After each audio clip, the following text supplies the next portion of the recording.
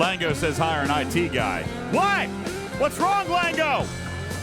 Listen, Discord finally fixed their audio for iOS devices. So you need to go in and download the latest Discord update, and it might actually work for you. It didn't work for the longest time. It was like 3 weeks. But it's working now, so make sure you go download the newest update for Discord in your iOS App Store.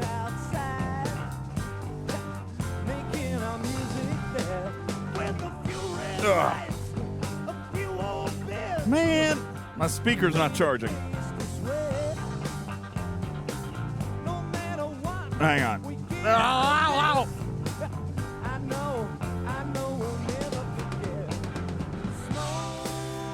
There we go. Now it's charging. Good evening, everybody. Hi, Ice Wolf. Yeah, sorry. It's a little late today. It's a little bit late today. I took a nap. I did some meal prep. That was good. All right. We're going to hit the break button. We're going to get the show started. You guys ready? Yeah, what's up, Logan? How you doing? Did I call my mom? Yes. Did you call your mom? I did.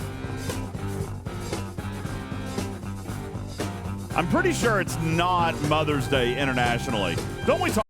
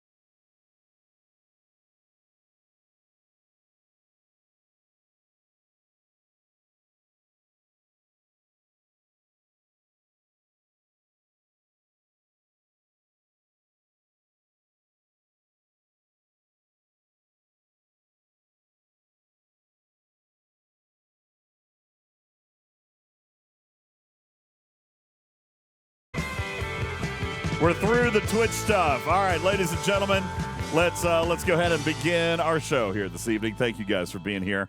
My name is Ultimate DJs, and let us begin with a special presentation of Talking Drag.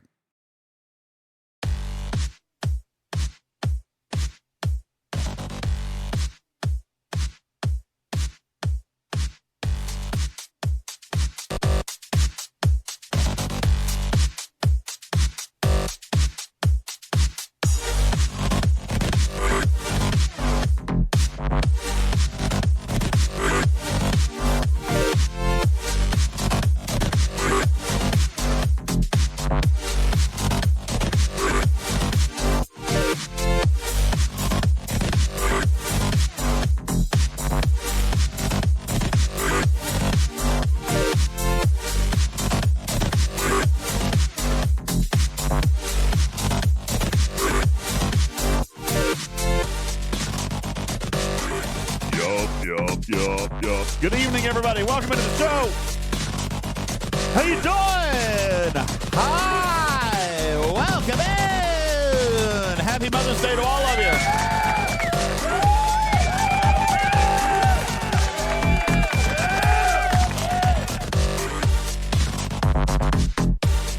Appreciate you guys all being here. Who's hanging out in a Talking Trek server sound off? You guys go ahead and hit it up in the chat and let us say hello to whomever is here hanging out on this Sunday, Mother's Day in the United States. Iron Chef, happy Mother's Day on server 14. Stradalorian on 9, thank you. King Jr., greetings on server 30. Captain Q on 57. Silverhawk on 49. Noon Whistle on server 29. Dr. Juby. Straight out of Area 61, Raj on server 9. Thank you, Commander Taylor on 187. Spectre on 11. Enterprise Actual on 13. Papa Smurf on 61. Thank you, Scaly back from the Outback on 193. Davrick on 21. Indominus Prime on 53. DC Two Toes on server 31. Aquila Hawk on server 21. Davrick on 21 as well. Herps on 28. Sherlock Holmes on 27. Thank you, Lord Neelix on 15. Biker on 91. What's going on? Carissa on 61. Bender on 51. Don Zeno on 136. Mosher on 181. Hip and Boo on server 17. Bearbot on 24. Andy on 97. Laura Karen on 59. Thank you. What's going on? Master Yodi on server 32. Krillian on 15. Odysseus on 11. Bel Air on 70. Dark Tree Gaming on 91. Candy White on 24. Silvertap on 40. Lieutenant Fire on server 9. KA Knowledge on 74. Wham on 15. James the Beast on 89. Safara on 67. Walker on 42. Thank you. Fireball on server 74. Shinzola on 153. Jace on 44. Manning on 32. Coldbane on 164. Tagoro on 40. And Hani on server 10. Logan on 42. Jason Cash on server 13. DeHaggis on server 16. Whew. Neon Lights on 72. Kearns on 61, Striker on 49, Devil Doc on 42, Hero on 30, Lost Soul on 42, McFocald on 76, Notion on 126, Stealth Monkey on 89. What's going on? Medic on server 56. Thank you. Woo! Man, that was quite a list right there. Good evening, everybody. Welcome to the show. Nice long list. As a matter of fact, I got through almost all of them. 32 additional messages in the Talking Trek server sound off. 246 people in the live studio audience. Thank you. Good number for it to be late.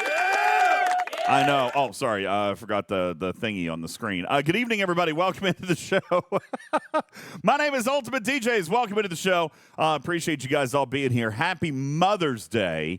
It is Mother's Day here in the United States. As a matter of fact, Wham points out that it's not Mother's Day all across the world, right? In the United States, Mother's Day is celebrated on the second Sunday of May. Other countries celebrate Mother's Day on different dates, including Mexico on May 10th, Thailand on August 12th, Peru is the second Sunday of May as well. France is the last Sunday of May. The UK is the last Sunday of Lent, which varies each year. Australia, second Sunday of May, which should be today, I believe. Let's see, Poland on May 26th, Nicaragua May 30th, Luxembourg on June 12th, Serbia March 8th, and there are so many more. Thank you guys so very, very much. Jason Cash says in Poland, and it's another day over there. Third Sunday in October for Argentina, and the list goes on. Thank you guys so very much out there. Ice Wolf says, happiest of Mother's Days to all the mothers out there and people who are substitute mothers. You know, this is what I was actually going to do today.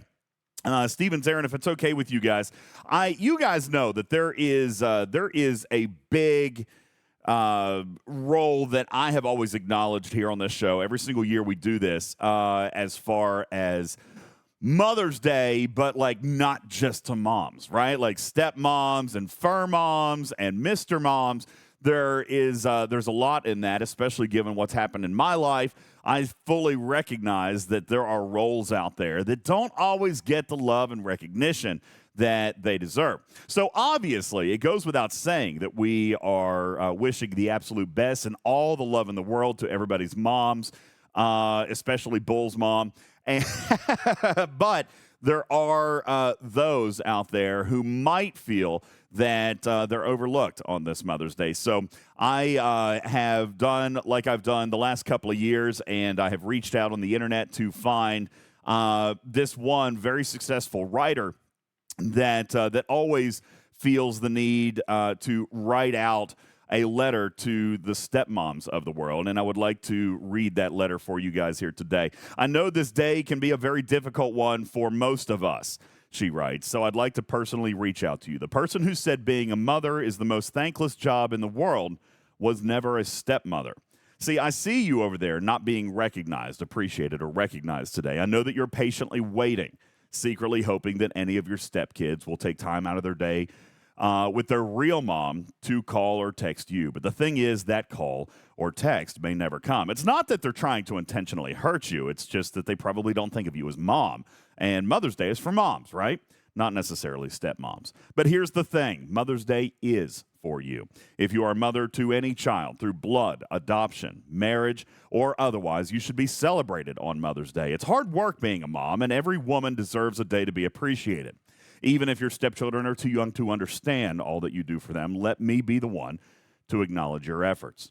You jumped into your role as a mom, stepmom, or other kind of mom, not really knowing what it meant. This writer was 21 when she started dating her now husband and had a baby of her own, but he had 3. That was challenging. I had no idea, she writes, what I was doing. Maybe you're still trying to figure it out yourself. I know that I still am to this day. You navigate each day like a wave through the sea, sometimes through the deadliest of storms that seem to be doing its best to overturn your boat. Take this life preserver and know that you are a good person. Know that you are brave. You are selfless, putting the needs of your own stepkids in front of your own as a mother would, and that is a huge sacrifice. Sure, you do it without thinking for your own children, but when there are children by marriage, it doesn't always come second nature, and it's okay to admit that. Sometimes it takes time to love another human unconditionally. It will come. You are valued. You are strong. You are special. So this Mother's Day, be kind to yourself. Do something with your family or take yourself out. Go shopping, get a pedicure, take a long walk, anything that makes you feel good about you and the work that you have done in this world. I give you permission to treat yourself today because you deserve it, whether or not anyone else tells you. You're doing a great job. You are amazing. You are an important member of your family. Consider this a big virtual hug and high five. Wishing a wonderful Mother's Day to all incredible mom figures, whether that be moms, stepmoms, Mr. Moms, fur moms, and all the rest. Sometimes all we really need is to be seen, and I see you. I appreciate all of you guys kind of bearing with that. And Mimi says that was really long. You know what? Let me tell you.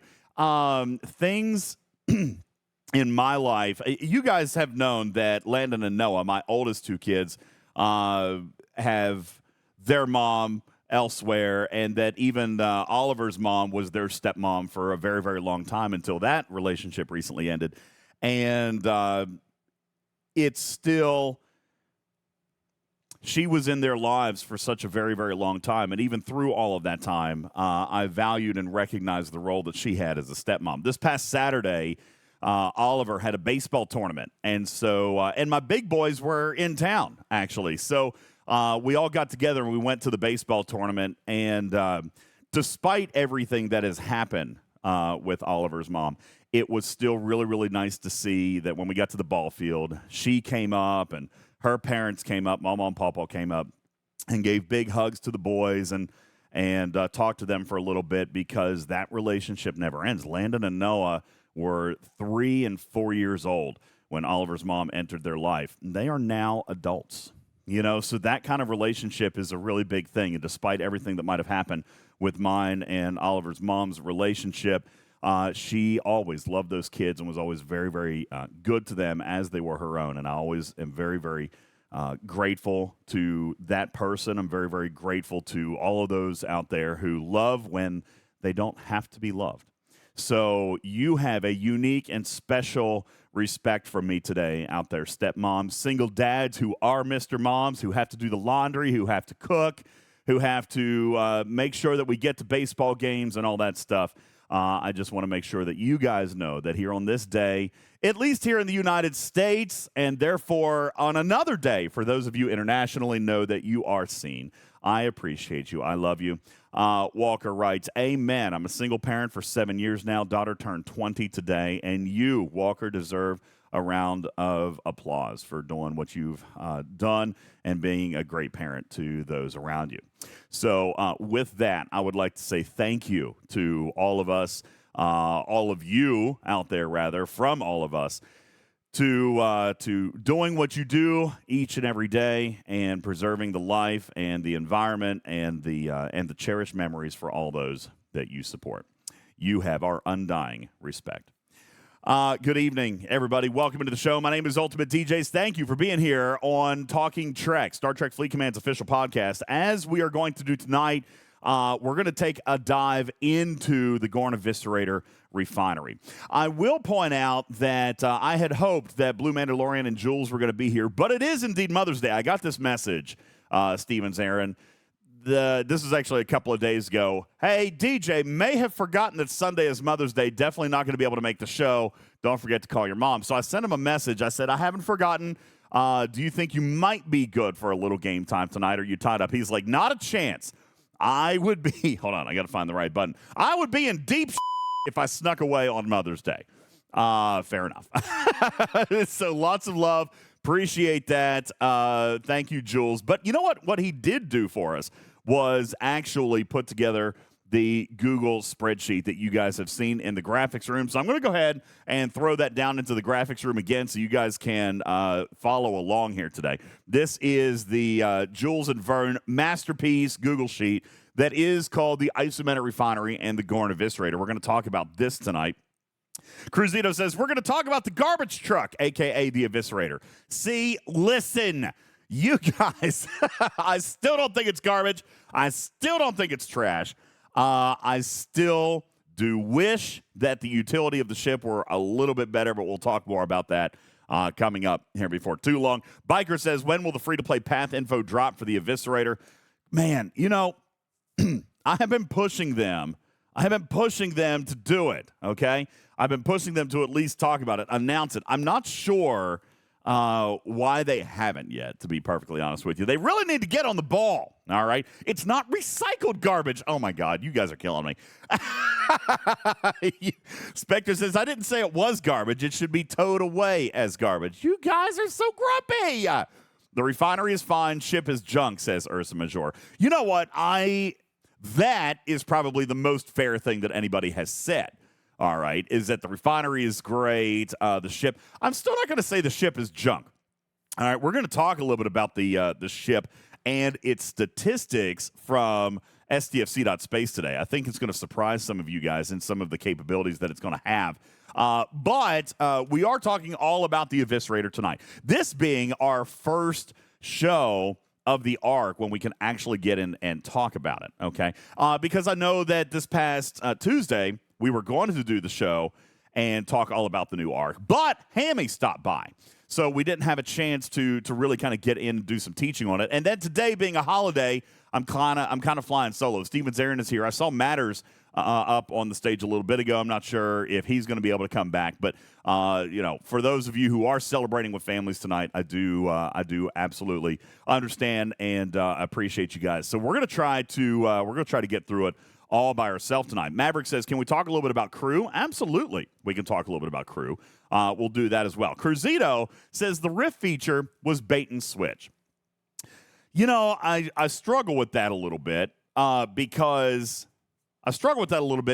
they did say one thing, and I told you guys my role in that. All right, I appreciate that everyone's giving me a free pass, but their information never really changed. Okay, now I don't think that they were as clear to me as maybe I would have liked, because there was terminology that was used that I relayed, and that didn't end up being what actually happened. All right, but I don't know about bait and switch. I don't think that's fair. I have to own my role in that. I was the one who said this is what it's going to be able to do. Rev is saying that that's what we're going to be able to do, and that was based on the information that we had. Their terminology never changed. This was just, Omicron says less than clear information was provided to you, plain and simple, and I think I could probably agree to that. This is not necessarily the first time that something like that has happened, but we have to be real careful. All right, and I have said this before multiple times. If I do something, I own it, okay? If I provide misinformation, Scopely's information, their terminology has not changed. All right. Even from what Beck read in the patch notes, their terminology is different on the internal side versus the external side and player facing and all this stuff. They knew. I don't know. I appreciate it, guys, but settle down here a little bit. I've got to own my role in this as well. All right. Their explanation of this ship has not yet changed. All right. It really hasn't internally. We sought clarification, and they were like, well, this is why we said, and this is what it's doing, and it is doing what we said it was doing. Okay. Fair enough. The good news is that we are actually talking about trying to do some things with that. We're actually having some good discussions about whether or not that should be adjusted. All right. Wolfwood says you don't have to defend them on this. I'm not Wolfwood. Listen, I'm the first to throw them under the bus when they do something wrong. All right. But and as much as I appreciate it, you guys, listen, I am not 100% innocent in this. I interpreted that information incorrectly. Okay. So I appreciate it. I do. Really, I do. All right. But you guys relax a little bit. All right. Relax. All right. It wasn't entirely on them. It was not a bait and switch. It was not even false advertising, as I've seen some people say. It was no malintent. All right. They don't use my language. Right. I think that's right, K9 Tooth. We have to be careful, or we may never get a sneak peek again. This is an example of what we took with the sneak peek information and tried to foresee how it was going to work, and I was wrong.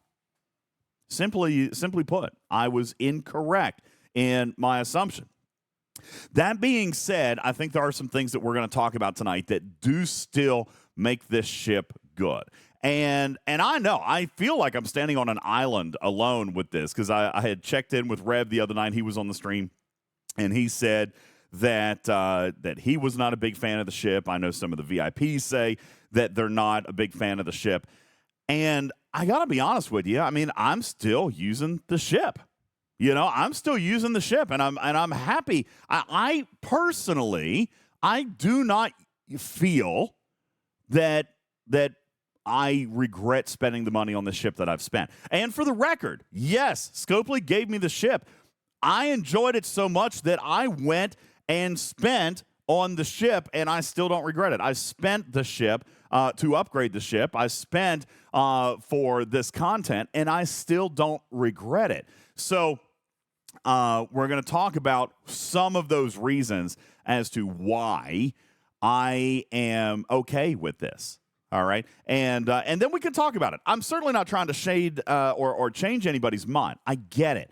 But there are some comments in the chat that kind of remind us that it is still very early on the ship. We said the same thing about the tally when it came out. The same thing.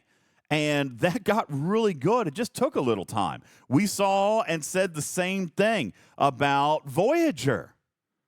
All right? We said the same thing about Voyager. And it took a little bit of time, but that is an amazing, amazing ship now. It just took a little bit of time to build up, all right? So we're going to talk a little bit about that. It certainly says I don't use Voyager anymore. Really? Oh, I still use my Voyager all the time. Of course, I'm not done with artifacts. All right, I'm not done with the artifacts, so I'm still using it for that whole thing. All right. Joker says I don't think that there was nearly as much negative commentary on Tally or Voyager. There might have been a few. Oh no, Joker. When Tally came out, y'all lost your minds. All right. It was the Refinery. Remember, Steven Zarin, the Refinery. You crucified the Tally. All right, the upgrade cost, and we couldn't do all the pulls out of the upgrade or out of the Refinery like we could with the Vidar and all this stuff. Man, you all went nuts. Grinding all those Borg probes. Yeah, grinding those Borg probes all over exocomps, the exocomps that were meant to be a transition mechanic, the exocomps that you guys couldn't use on the Tally. Oh, y'all went nutso. Okay. Y'all went nuts. Yep. All right. There are a lot of similarities here to this. That's right. The 6% gate. All right. Paco says the Refinery was light in the beginning. And that's a lot of what you guys are kind of saying now. Okay. Wolfwood says, but the ship was free. Okay. I can get behind that. Kinda.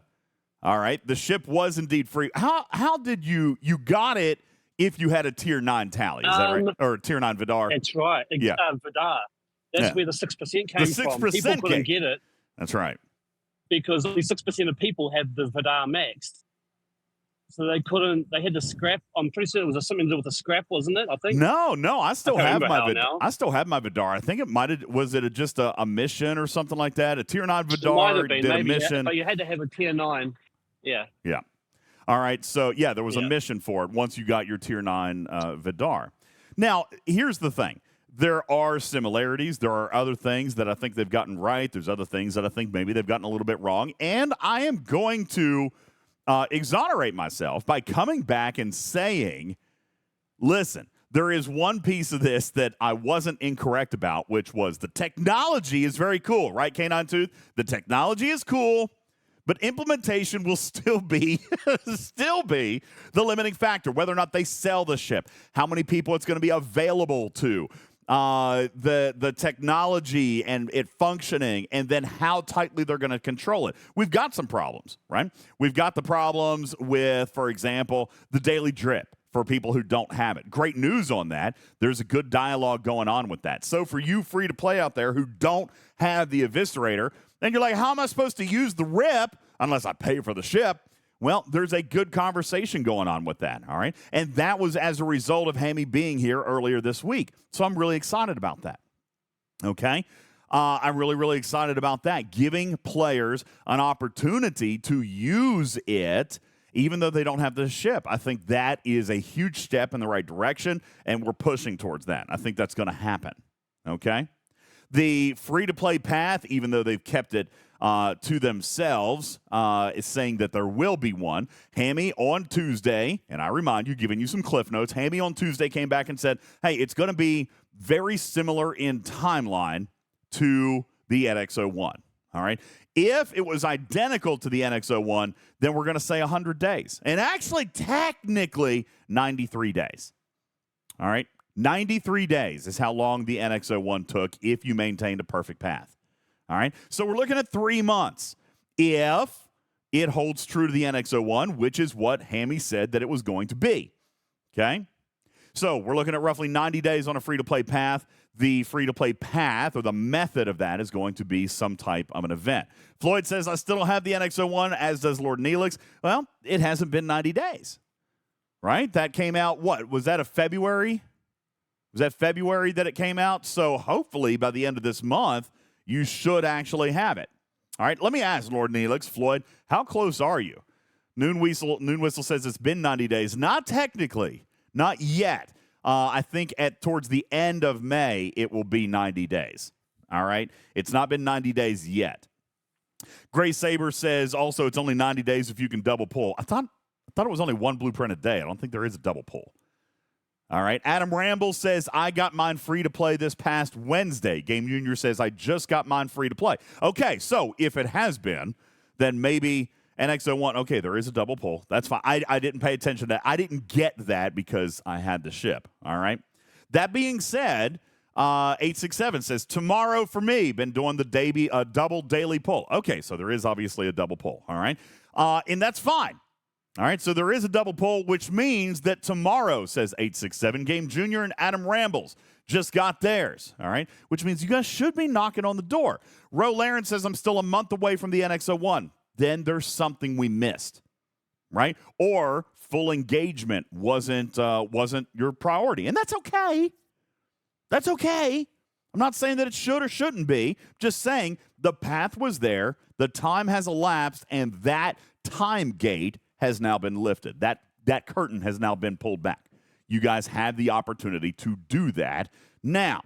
Now, Peter Swanson says there was some choice involved because those were the same export credits that you could use to do other things, research and this and that. So there was still choice. All right, I get that.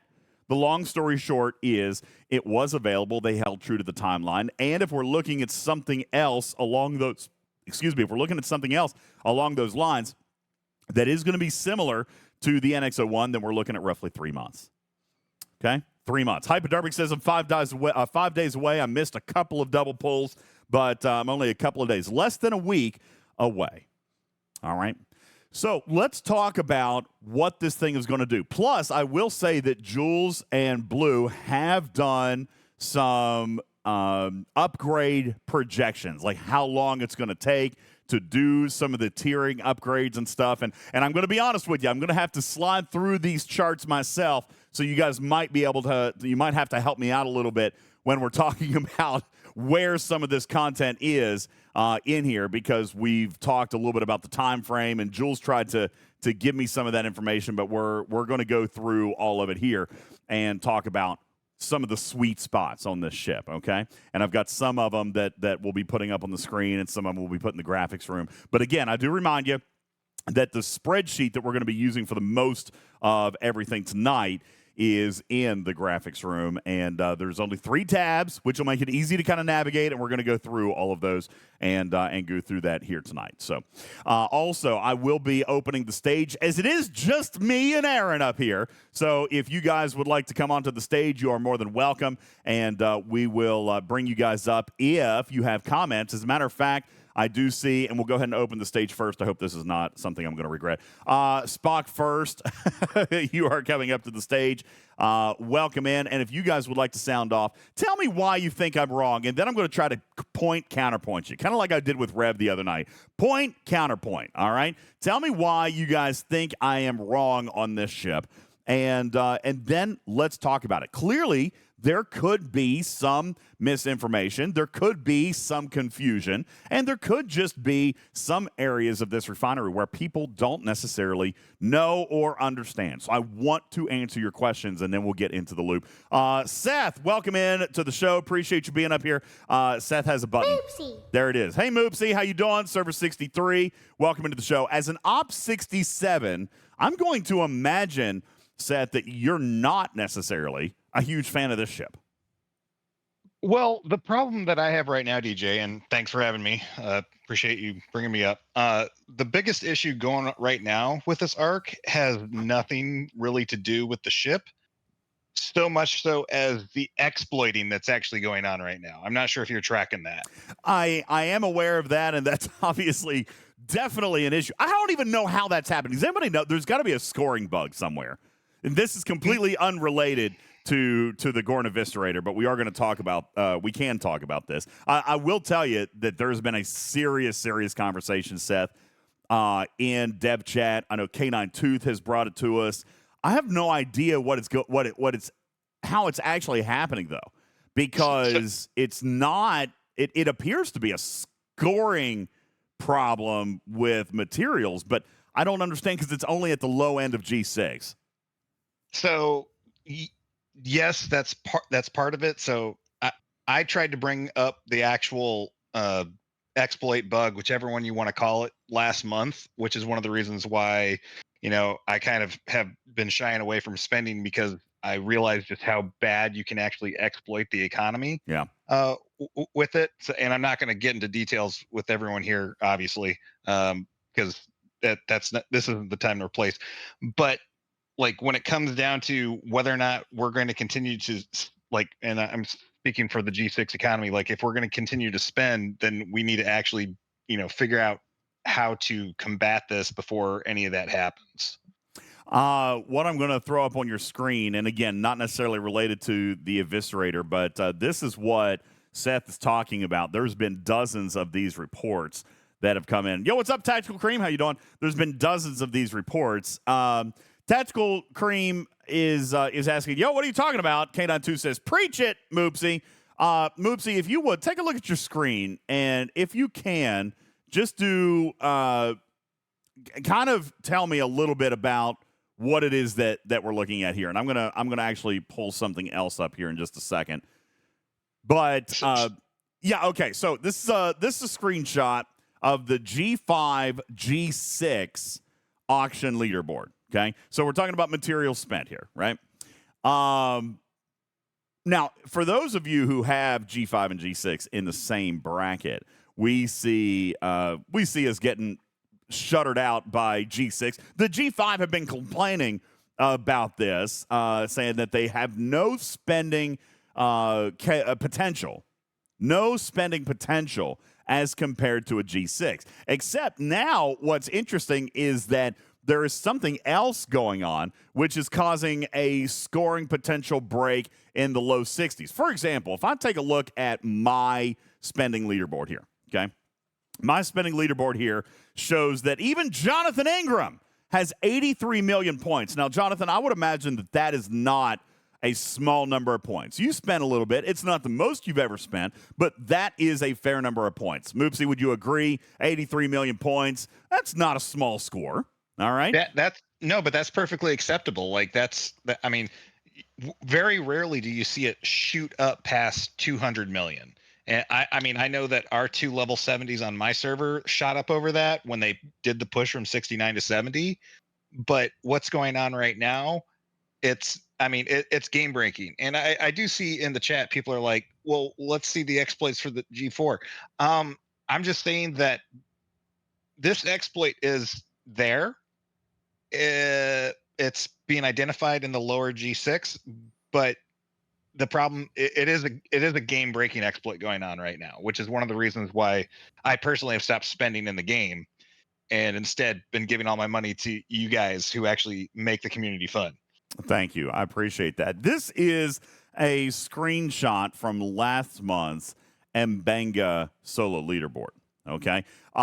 Take a look here. Op 61, 500 million points. Op 62, 650 billion, and an Op 63 with nearly 800 million points. I invite you guys to take a look at what how many materials you would have to do. As a matter of fact, Canine Tooth has actually done some equivalency, if you will, on this. As a matter of fact, to get to, Moopsy, get this, to get to 700 million points, you would have to max, get this, guys, you would have to max 10 G5 epics.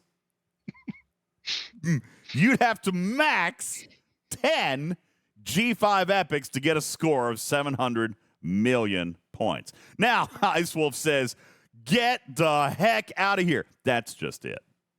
All right, that's just it. That's not what they're doing, right? There is a problem here. There's some type of scoring thing, and Scopely says that they're digging into it. Now, ironically, last month, it didn't seem to be as loud. This month, it's much, much louder, Moopsy. So yeah. So it's funny because right before the first SLB, when I figured out what was going on, before the resource SLB even hit, like again, it's a game breaking exploit. Again, I brought it up in the Sigma chat. Very, like, Scopely didn't even ask me to provide anything for it, but every other G6 person sent me messages asking for it. So that's where the issue is kind of coming from. It's like, I mean, there needs to be some sort of bug hunting reward going on here if we're going to combat this. The screenshots are in the graphics room for those of you who are looking. Thank you, Aaron. Appreciate that. These are some of the crazy scores that are happening up in the G5 and G6 spending brackets. Now, here's the thing. Some people are saying, well, it's just the point differential. It's not, though. G6 players have the same scorecards as you do, right? If you look at your event card right now, there are extra points for G6 materials, but not enough to justify these level of scores. There is a mathematical problem here somewhere where there's probably a multiplier or something set in, or there's a building somehow that is accidentally awarding a multiplier of points. Querity says this is clearly player beneficial. That depends, Querity. It's player beneficial for the low G6 players who are putting up the scores. But imagine for a second, here's how I'm going to put this into perspective. All of you G5s out there who say that it is impossible to compete, right? That there's no amount of materials that you can spend in order to compensate yourself for the onslaught of points from a G6. This is the exact same thing happening within the G6 bracket. All right. There's nothing that anybody who's going to build 10 G5 epics and max them out for an officer. Anybody? All right. So it's not, this is an error. Okay. Is it impacting the SMS as well? Ask Gray Sabers. Yes. Yes, it is. It is something that has to do with the way that the points are being done. So imagine, Moopsy, for example, you having to spend 30 million points to go and do your thing, right? Where one person can upgrade one level of a generator and be done. That is the kind of thing we're talking about here, guys, or maybe 2 levels of a generator. That's the kind of comparison that we're talking about here. There is something that exists down in low G6 that is kind of broken, all right? And as this is the thing, as angry as all the G5s are about G6 being in the same bracket, that's how angry the G6 bracket is at the upper end as compared to the lower end. All right, you can say it's unfair, you can say this or that. It's the same concept. Terminus Dog says, so G6 is now worried that they're being hurt. No. I mean, G6 players will tell you how many. Okay, Moopsy, just yay or nay. Do you believe G5 should be in the same bracket as G6? Oh, heck no. No. All right. G6 is not worried. Let me rephrase. It's not that they're just now concerned that they can be hurt. They have not stepped away from this position. But again, it comes back to the same exact complaint. All right. That's right. Let's imagine. Let me put this in perspective. Canine Tooth is doubled up in score by an Op 63. Canine Tooth, by the way, just built a scimitar. This weekend, Canine Tooth built his scimitar. You guys want to see proof of it? I got it. It's a beautiful ship, by the way. Shout out and congratulations to Canine Tooth. What an amazing, beautiful ship. You read the comment that he posted there too, right? No, what's his comment? Oh, it was like such a sexy ship. Like, and everyone just like went nuts because it is like who doesn't want that ship? Oh, it's a beautiful ship, great ship, and he took it all the way to tier 6 this weekend. All right, I'm green with envy. Yet Canine Tooth's score is completely doubled up, literally 391 million to 780 million from an Op 63. Eeks. Okay, eek. As a matter of fact, without throwing a name up, I'm just going to throw this screenshot up. Here it is. That's the score differential. Op 70 to Ops 63. So, I mean, right? The Duval says that Op 63 just lost his mortgage. That's the problem. No, they didn't. All right? They just upgraded a generator or two. Jonathan Ingram cites, people are saying that it's the value of the primes. Hey, Canine Tooth, let me ask, have you avoided any and all material efficiency primes in the game? Just yes or no? As a matter of fact, I would actually imagine the opposite. I would imagine Canine Tooth probably has every single one. All right? Otherwise, you couldn't get the ship that far to begin with. Now, I do want to kind of circle back. Seth, I appreciate your concerns. I appreciate the concerns of the G6 community. I continue to appreciate the concerns of the G5 community in that the G6 shouldn't be in the same bracket at all, but now there's also a problem.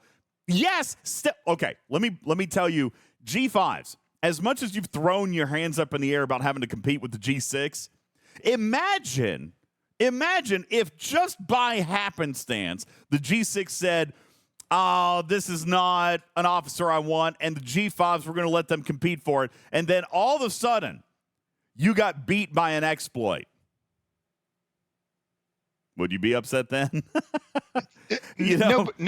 Nobody's going to feel good about that. And that's one of the reasons why it's great that the G5 got separated. I mean, it just allows more players to actually earn officer shards, which that's what we should be doing, right? Like everyone should have their brackets. Like honestly, we could talk about splitting it up even further to where it actually makes sense, where people are competing based off of what type of packs they can actually purchase, let alone what they can actually produce based off of their refineries. But I'm getting into the weeds. Sorry, DJ. Well, it's all right, and I do want to point out something that he mentioned, which is I think what he was referring to the time that they tried it, because G5 and G6 Yes. are not indeed separated. All right, it was a good time when they did change it, but they're not right now. Correct. I was talking about when they actually tried to split it, and then the good discussion that we had with Hammy the other night, where they're actually not that he said that they're looking at it, but they're looking at it. Yeah. Well, they're looking at it a lot harder today. Looking at it much, much harder today because not only myself, but Lube, Stewie, Rev Deuce, Stony Dude, On Call Doc, like there was red alerts going on in the dev chat going on this weekend because these scores just, I mean, listen, anytime there's problems with scores, we always recognize that, but it's always worse when there's dollars involved. You know, I mean, it's really, it's always worse when there's actual money spent involved. Because here's the thing. I mean, and this is going to sound dangerous, and I don't mean to start a snowball, but really, what do you do here? Moopsy, what do you do? You almost have to go through and, like, manually grant a first-place position to every single one of these boards, like, starting at second place. Really, technically. Yeah, I mean, yeah, but if there was going to be a month where this was going to like rear its head and be shown, this is almost the perfect month to do it, because let's be honest, these officers are not must-have officers. You guys are all saying that, but I like Strange New Worlds Kirk. Like I'm telling you. I like him too, especially, you know, the way he eats hot dogs, you know, actually in the show. Like that's all right, fine.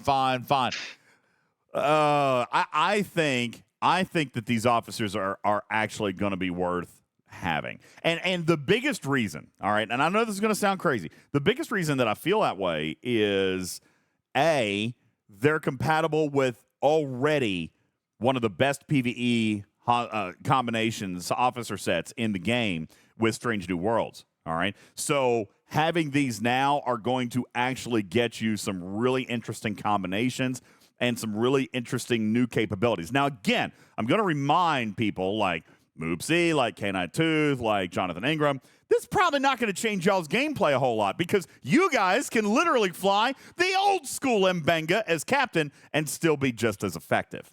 All right. But Cruzito would remind us that, hey, you know, it's not necessarily for all the new officers. It's not necessarily for all the new players or the existing players, but sometimes these officers can do really, really good things. For newer players who don't have high-quality tier-ups from the previous sets of officers. Let me ask, how many people remember when Strange New Worlds actually came out? I do. Almost 2 years ago, right? Yeah. So let me ask, would it be unreasonable 2.5. Would it be 2.5? So would it be unreasonable to assume that not everybody in the community has Strange New Worlds Pike? Yeah, and if they don't, like, I mean, hey, here's a perfect opportunity to say, hey guys, we're sorry. We screwed up the scoring for people, and we want to give everyone from our lowest level to our highest player, even though the G6 probably has Pike unlocked, man. But here's a full unlock for Pike because Sure. Strange New Worlds, like, it doesn't even have to be these officers. Like, I mean, my Pike is maxed. I don't care. But when it comes down to it, like, here's a perfect way for Scopely to reach out to the community and say, hey, we understand your concerns. We're listening to you. We're feeling you. Yeah, we get it. The Eviscerator isn't something that you totally are in love with. And as a reward for that, hey, here's Pike, because guess what? Pike is really huge in season 2 of Strange New Worlds with the Gorn. So they could actually figure out a nice way to tie it in with their apology.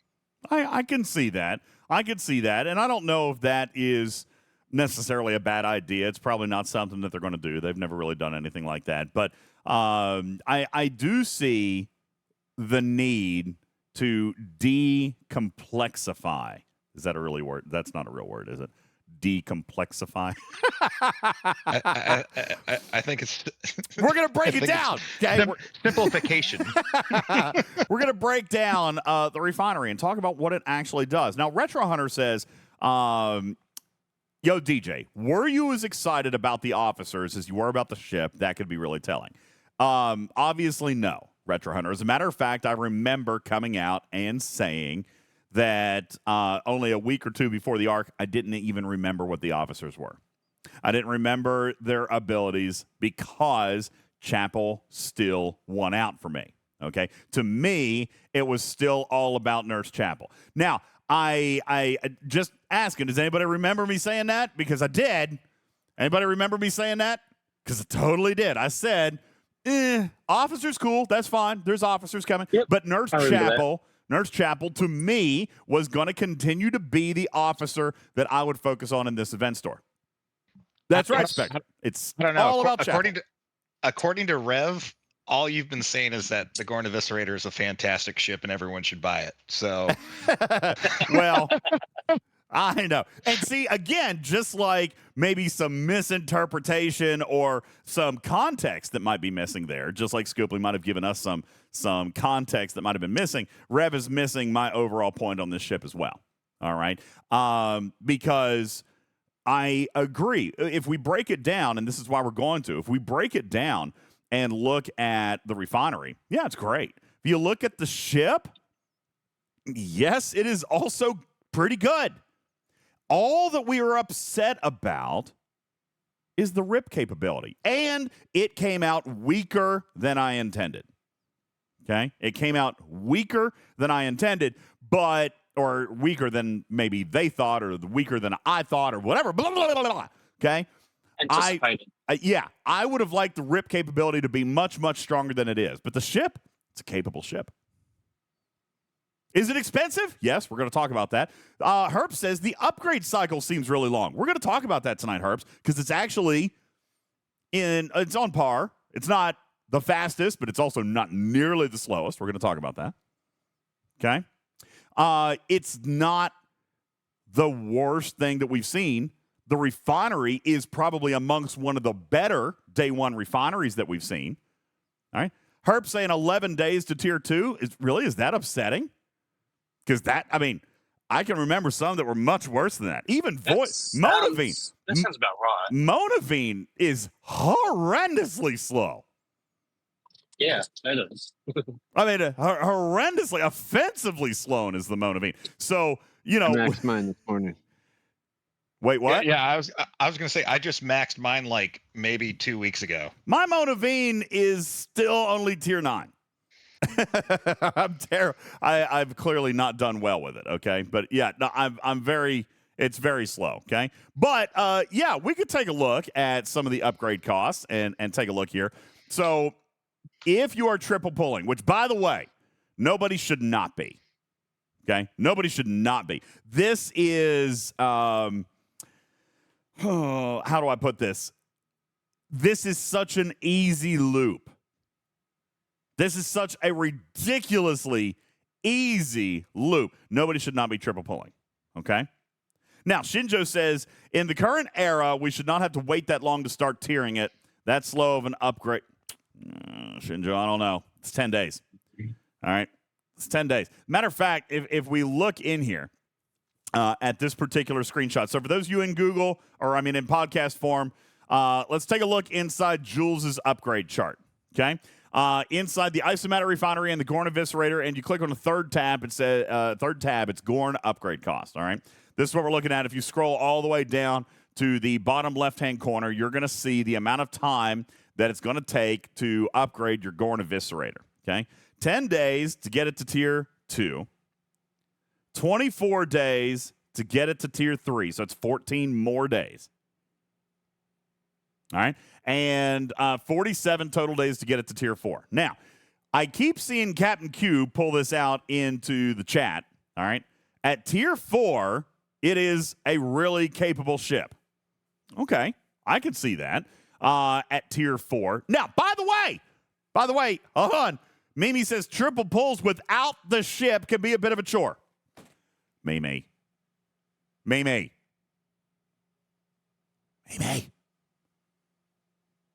It's really not meant for you to do without the ship. Look, it's got a 17 million % loot bonus.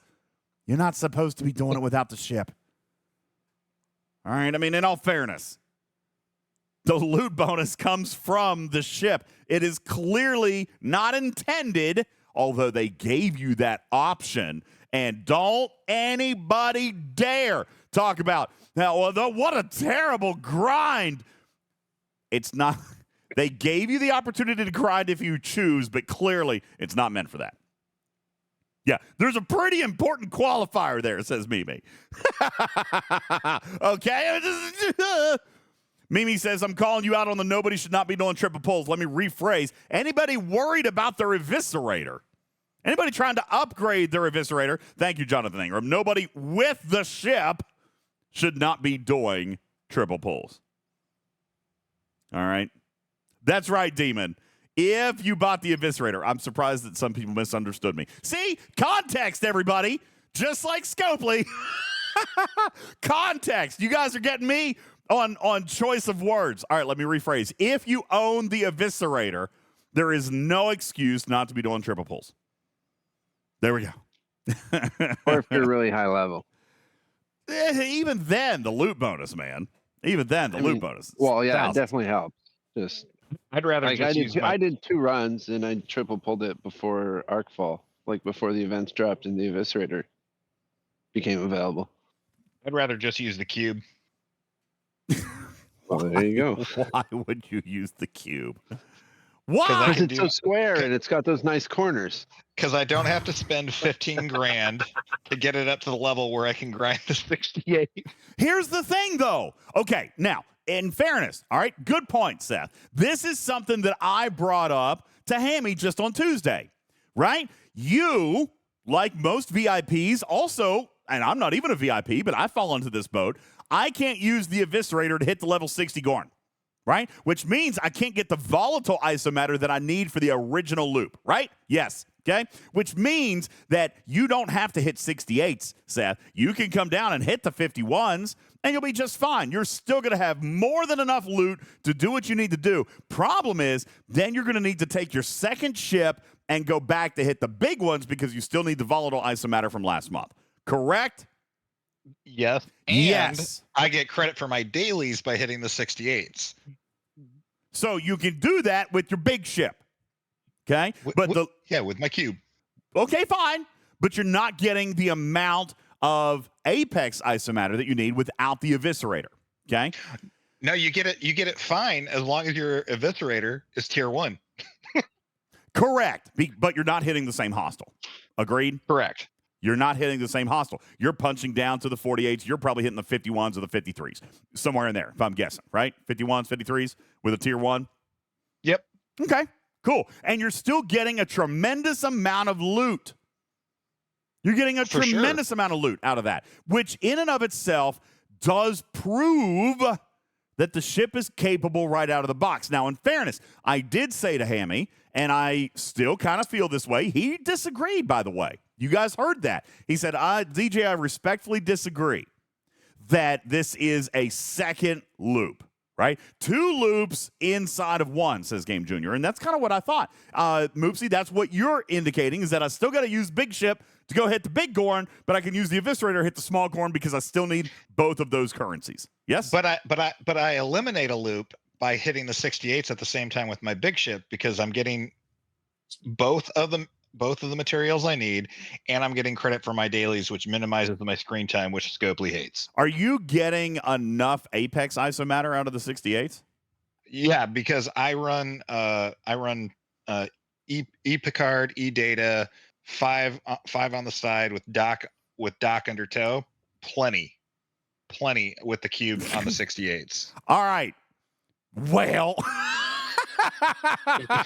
the rest of us aren't going to be doing that. You, K9 Tooth, Jonathan Ingram, you guys can probably do that. The rest of us aren't going to be able to do that. Now, Floyd has a much more common problem like the rest of us. I'm still not able to kill Gorn at all. All right, that's certainly a possible thing. Carissa says it's only 2 loops until the ship is tiered up. And that is the point that I'm kind of drawing out. All right. And it's the exact same thing that I said on day 1. All right. Super Uber VIPs are not going to find capability in this ship. They're not. All right. Again, you could put the original common and Benga on your ship, Seth, and you can kill anything in the game. Because power creep is ridiculous, and that's all that matters. All right, it's just the size of your ship. You got a big freaking gun. That's it. Yeah, and the only betrayal that I really see from this, right, was the fact that I was really looking forward to ripping those level Exactly. 39 players up to the level 60 armadas and allowing them to actually have a boost in their speed of playing the game, which that's what Scopely wants to have happen. And I see that they're going to be like, yeah, you're right. We're gonna allow this to happen, just like the tier gates that happened with improving the economy, the G6 economy. Same like happened to the G5 economy. Same happened to the G4 economy. I guarantee you they're going to allow us to rip people eventually. It's just it just seemed like they were promising it, and honestly, I blame Beck because Beck is the Valley girl, and you can't blame Beck. She got her information from the same people I got mine from. We both said the same thing. Oh yeah, I know, man. Woo, Seth, you getting ready to get beat down? Where's Lucille? Where's Lucille? All right, now here's the thing: is that's kind of what I'm saying. I totally agree that Uber whales are not concerned with the strength or capability of the ship. They wanted the RIP technology. Totally get it. Okay? They are probably only mildly satisfied with the refinery. Because honestly, most of these officers you probably already have maxed or at usable tiers, or you don't care, right? The only one, if I'm guessing, the only officers that you actually care about is going to be Chapel, and that's the big one, right? If I'm just getting, that's the Hoshi. Big one. I mean, yeah, when it comes down to it, and Chapel right now, and Mbenga maybe. Maybe if I need that fourth hostile grinding crew, like it's one of those things where first off, you don't grind at G6, right? Like if you're grinding for rep, you're doing it wrong. Like this is why people tell me we gotta get less than Uber whales on the show. Seth, I'm kicking you off the stage. Listen, you know what? By the way, you know what he's getting ready to say. If you're grinding rep, you're doing it wrong. All you're supposed to do is buy packs. That's absolutely terrible freaking advice, dude. No, you don't. You just focus on your dailies, because as long as you're doing your syndicate pulls, as long as you're doing your daily, and you can't try to dual faction in G6. I know that the free to play is like, I don't care. I'm like not G6 yet. I'm just telling you, like when you get there, you're not gonna try to dual faction up to 500 billion. Like as long as you do your dailies, you max that rep super fast. Like I understand that some people buy the rep packs, which is great if you want that initial boost after 60, but it's not, you don't have to spend money to max your rep in this game. Well, that's true, and I will agree with that. All right, I thought you were going with buying rep. No, listen, Bubba used to always come out and he would go into dev chat and beg for the rep packs. He's like, yo, man, I feel like I need to do some rep grinding this weekend. Can you throw up those packs? His definition of rep grinding was swiping a card. All right. Not me. Trust me. I earned my 15 bill locks. Trust me. Never again. So anyway, but again, this is kind of where I'm pointing out that there is very, very distinctly different perspectives on this ship. Do I think that Uber whales are going to be wildly impressed with the Eviscerator? No, probably not. And do I think that the ship was for you guys? No, probably not. You all are having no trouble killing Gorn, right? No. And trust me, one of my free to play alts would absolutely love to have this ship. Thank you. But it's one of those things where, like, the refinery options are good. The ship itself, though, is meh until you get it tiered up, like we were saying, until you can get it to tier 4. And without a free to play option to actually earn the ship yet, that's where the issue is. Trust me, I would love to be earning it free to play right now on my alt account. All right. I do want to come back in and thank you, Seth. I really do appreciate it. Your Uber whale perspective is is noted. You can ask Gopley. I haven't spent any money on this game in 2 months. All right. That being said, I actually want to come back. Floyd, thank you for bringing this up. This might actually be evidence to the point that I've been trying to make. One thing I don't understand about the misunderstanding is that Lube understood how it worked. Yes, he did. Lube had it right from the beginning. Okay, he did. Which it should be proof positive to you guys that I just latched onto something and I ran with it. Same as Rev. Okay? Lube actually knew what it was when it launched. All right? This is where I tip my hat and I bow down to the guy who took the time to observe the details and took the time to make sure that he understood it properly. He did the right thing journalistically. All right? I got it wrong. They never changed their description. Lube had it right. All right, so you guys can be mad at them all you want regarding this whole bait and switch. You know what? It almost matters. It almost makes me feel good. It actually gives me a little bit of a sneak peek into how influential my channel is, because the entire community is outraged by this. Except I was pretty much the only one who got it wrong. Okay, Lube had it right.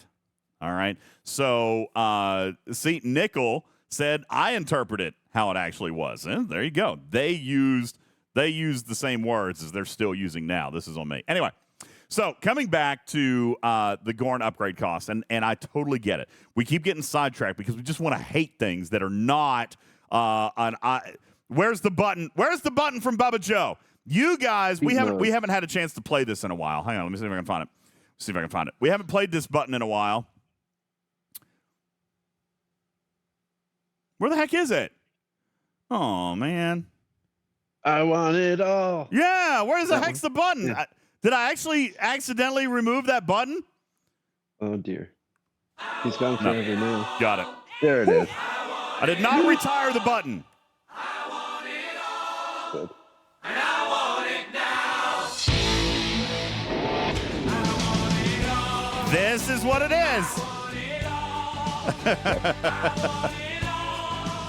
You guys, yeah, I know. We just want to hate things, says Vic. All right. We just want to hate things. Wait, Lango says I'm wrong. God, there's just no pleasing you guys. Lango, come and tell me why I'm wrong. Come on up. I'll click the button. You can come up and tell me why I'm wrong. I still, you guys haven't even let me tell you why I like the ship. All right, Blaze says, we got to have some use for our pitchforks, DJs. They're going to be pointed at you. That's right. Theo says, so burn down the kitty and the chicken man.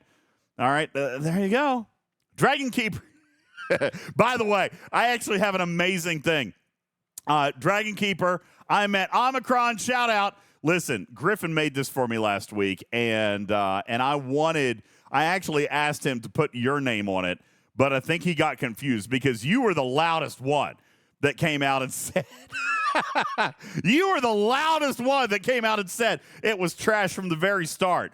All right, but warning, Gornographic content. The following content may not be suitable for all commanders, especially Wolfwood or Omicron. Viewer discretion is advised. Because Wolfwood and Omicron came out. It was like, oh, trash, the terrible ship, trash. But Dragon Keeper was the one who said it first. All right. Oh, this is funny stuff. I like it. Thanks, Griffin. Appreciate that. Yeah, Dragon Keeper came out. Cruzito was as well. He came out and said, oh, this is such garbage. All right. Do I get my turn? Do I get my turn now? No. Wait, Matters, are you? No, listen. Everyone wanted to come out. No, you get your No. Hang on. Matters, last Tuesday, everybody told me, I want to get Matters on the stage. He's going to fight with you about the Eviscerator. Yeah. I don't know why they thought that, but. Wait, do you think the Eviscerator is good? Do you want to hear? Yeah, of course I do. I think it's great. I think it's not. I'm at the level I'm at. Obviously, it's not there yet.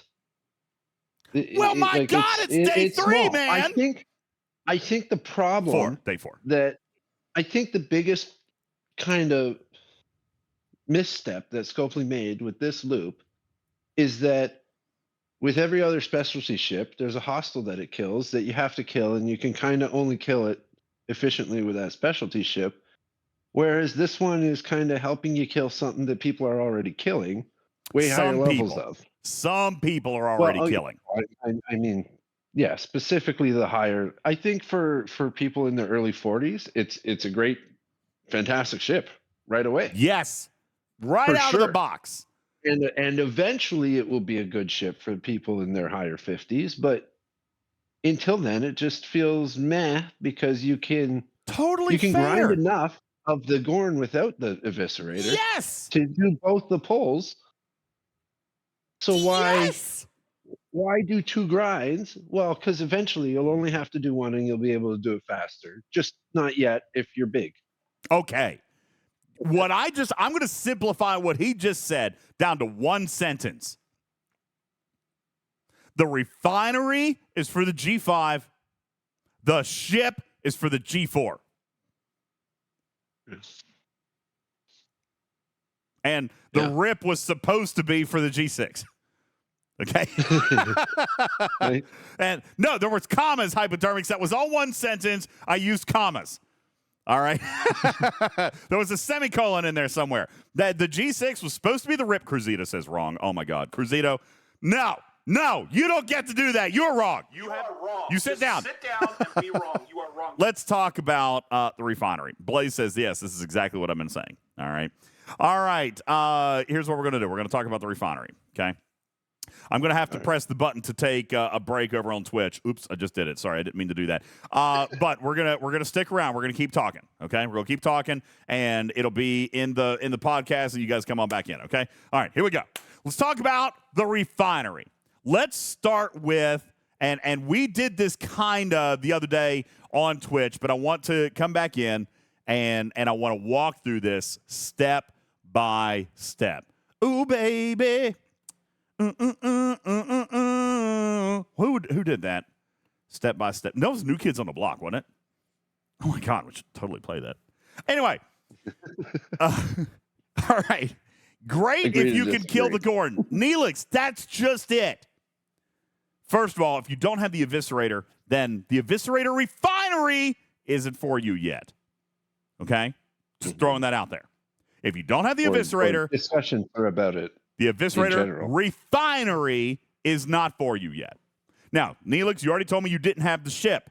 So what I'm going to do is I'm going to teach you about the refinery that you're going to get in, we're going to assume, 90 days. Okay? You say you can't kill Gorn.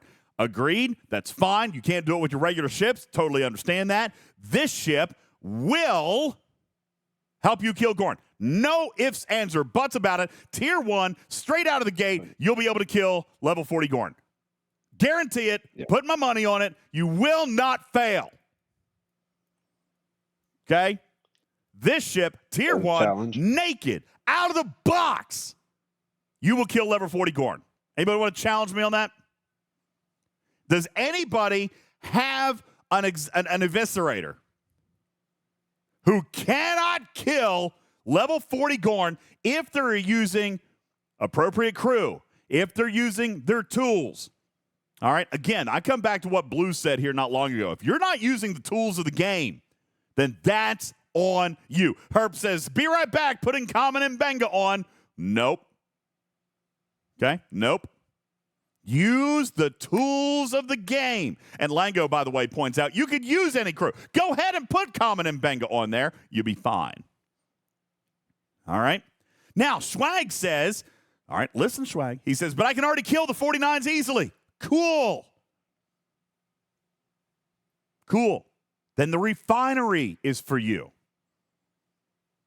Again, let me say this again. It's hard to get enough of those Apex isomatters if you're hitting below the 50s.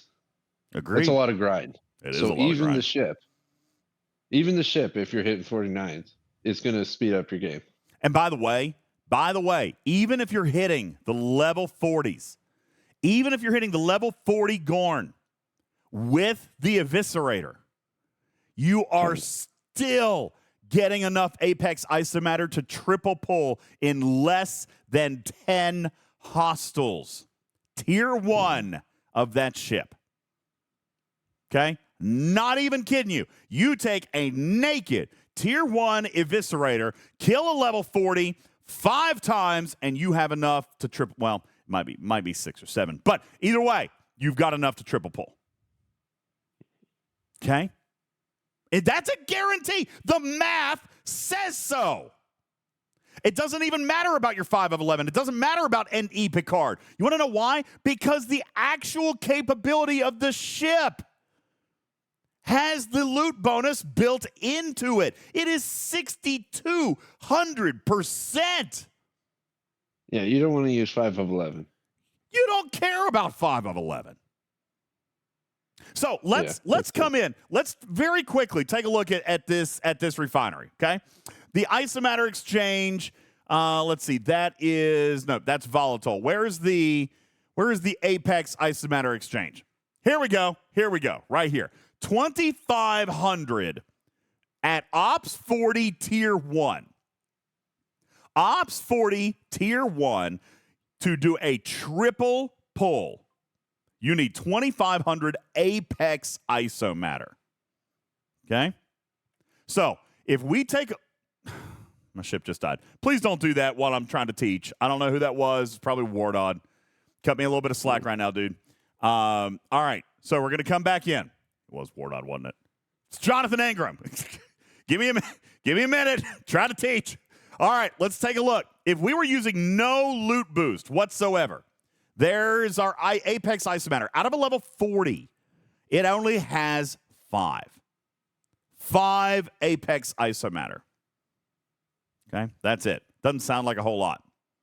5 Apex isomatter. Well, that is certainly a terrible grind, right, Neelix? If we're doing that, trying to get to 2,500. All right? That's right, Spectre. It's only 500 Gorn ships. No big deal. All right, except let's take the ship ability of that naked Tier 1 Eviscerator, and it's 6,200%. Basically, I mean, we're going to multiply by 62, and that's going to be the amount of loot that we get. All right, and that's if we're not using any other loot bonus. So we're going to multiply 5 times 62. That's 310. How many did we need? 2,500, right? So I'm going to take 2,500 divided by 310. I need 9 hostiles. What was my claim? Less than 10? I think that's what I said. 5. I might have said 5. Okay, you were close. All right, close. Herp says you lucked out, DJ. Let me show you guys what he's talking about here. He used a Tier 1 Level 5 Gorn Eviscerator with Common Mbenga as captain and still smoked the crap out of a Level 40 Gorn. Here's the proof. I'm turning the camera off so that you guys are on screen can see he took roughly 5 to 7% damage and smoked that Gorn. Joker says, can an Ops 40 do that? I don't know if you're going to do it with Mbenga, Joker, but with proper crew and proper tools, absolutely. Isolytic, absolutely. Can you do it with Common Mbenga? Probably not, but he was doing that to prove a point. If you can kill a level 40 Gorn with a Tier 1 Eviscerator with Common Mbenga as captain, then you have no complaints with this ship. At least You not made it its to level capability. 40, and you're grinding with Common Mbenga. You should probably stop playing the game. All right. E Double Sharp says, if you can't, your research might need some work. That's not necessarily true. I mean, it's probably true, but we could be looking at isolytic, we could be looking at artifacts, et cetera, et cetera, et cetera. Okay? But there's the proof in the pudding. Okay? You can do it. Thank you for the screenshot, by the way. I appreciate that very much. All right, so let's come back. We need 9 hostiles in order to do a triple pull with a Tier 1 Eviscerator. Means that you can do a max pull day 1. Now, let me just ask a question while people are saying, well, DJ, why do you think the ship's so good? Let me take you back to Tally. Could we do a max pull on day 1? Nope. No. What about Mantis? What about Meridian? Nope. What about Disco? Well, Meridian, people might already have the ISO in the bank. Maybe. But, I mean, I remember it was a lot of mining. It was a lot. Moopsy, you could not. Uber whale, Moopsy. Uber whale. If you did the grind, says Dragon Keeper, fine. All right. I'm going to argue that less than Uber whales could not. Dragon Keeper says if you did the grind, but we complain about that, Dragon Keeper. We cannot come in here and say, oh, well, we could do it if we ground our butts off for 3.5 hours when we're talking about 9 hostiles. So let me make sure I'm understanding you, Dragon Keeper. You would rather grind for 3 hours than do 9 hostiles with the ship. Am I understanding you correct? Because that argument has so many holes in it. I mean, might as well be a noodle strainer. Okay? That one's not going to work. That ain't going to work, buddy. Okay? We're talking day 1, out of the box, tier 1, 9 hostiles, max pulls. That dog don't hunt. That's right. Thank you, Jonathan Ingram. All right. So there we go. That's one. Okay. That is one perspective. Thank you very much. Now, let's look at our next item here. Okay. So that's loot bonus, 9 hostiles, tier 1, right out of the box. By the way, let's go further up. Let's go further up. Let's talk about the capability of the ship. Well, says some people, matters, I can kill the level 60s with the 68s with my normal ship, and this Eviscerator can't get there. Okay, I get that, but let me remind you, 9 hostiles gets you a triple pull at tier 1. Okay, let's go. Let's say you bought the pack.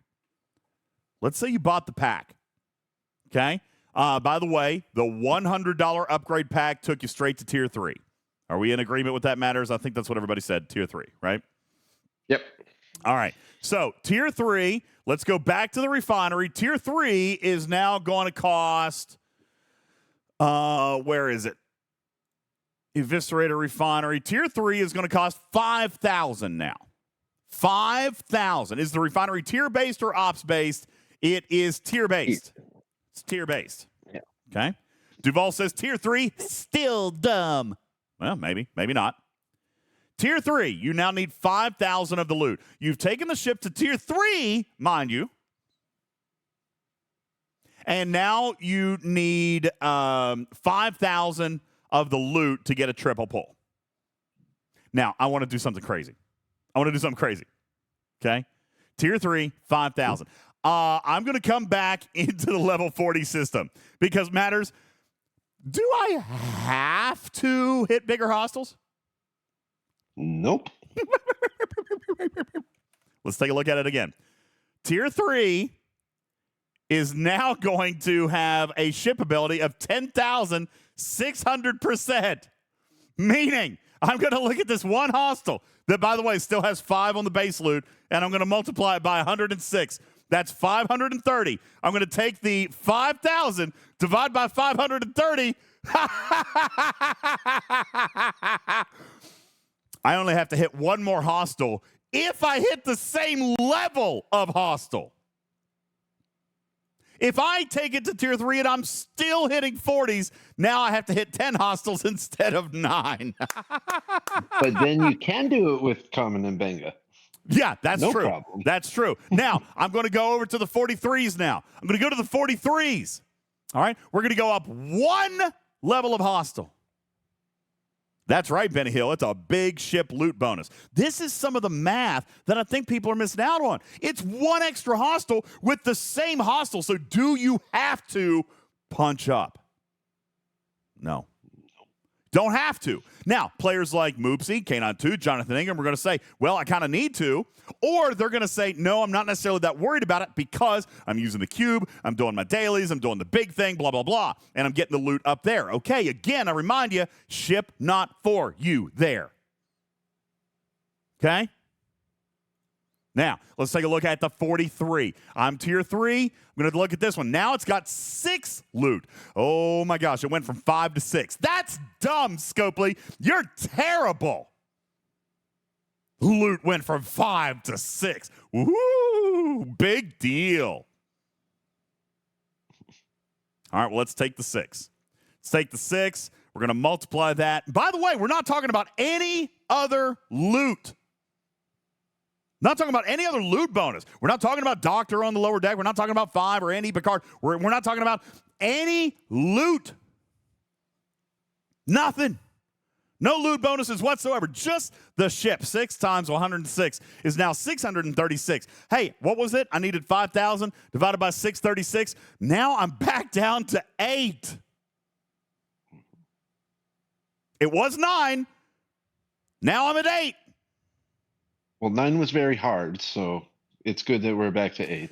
Oh, God, 9. It did actually take about 2.5 minutes instead of 1 minute and 55 seconds. You're right about that matters. God, man, I am so glad that I spent $100 to save myself 45 seconds. Yeah. Oh, crap. Am I actually talking people out of spending to upgrade the ship?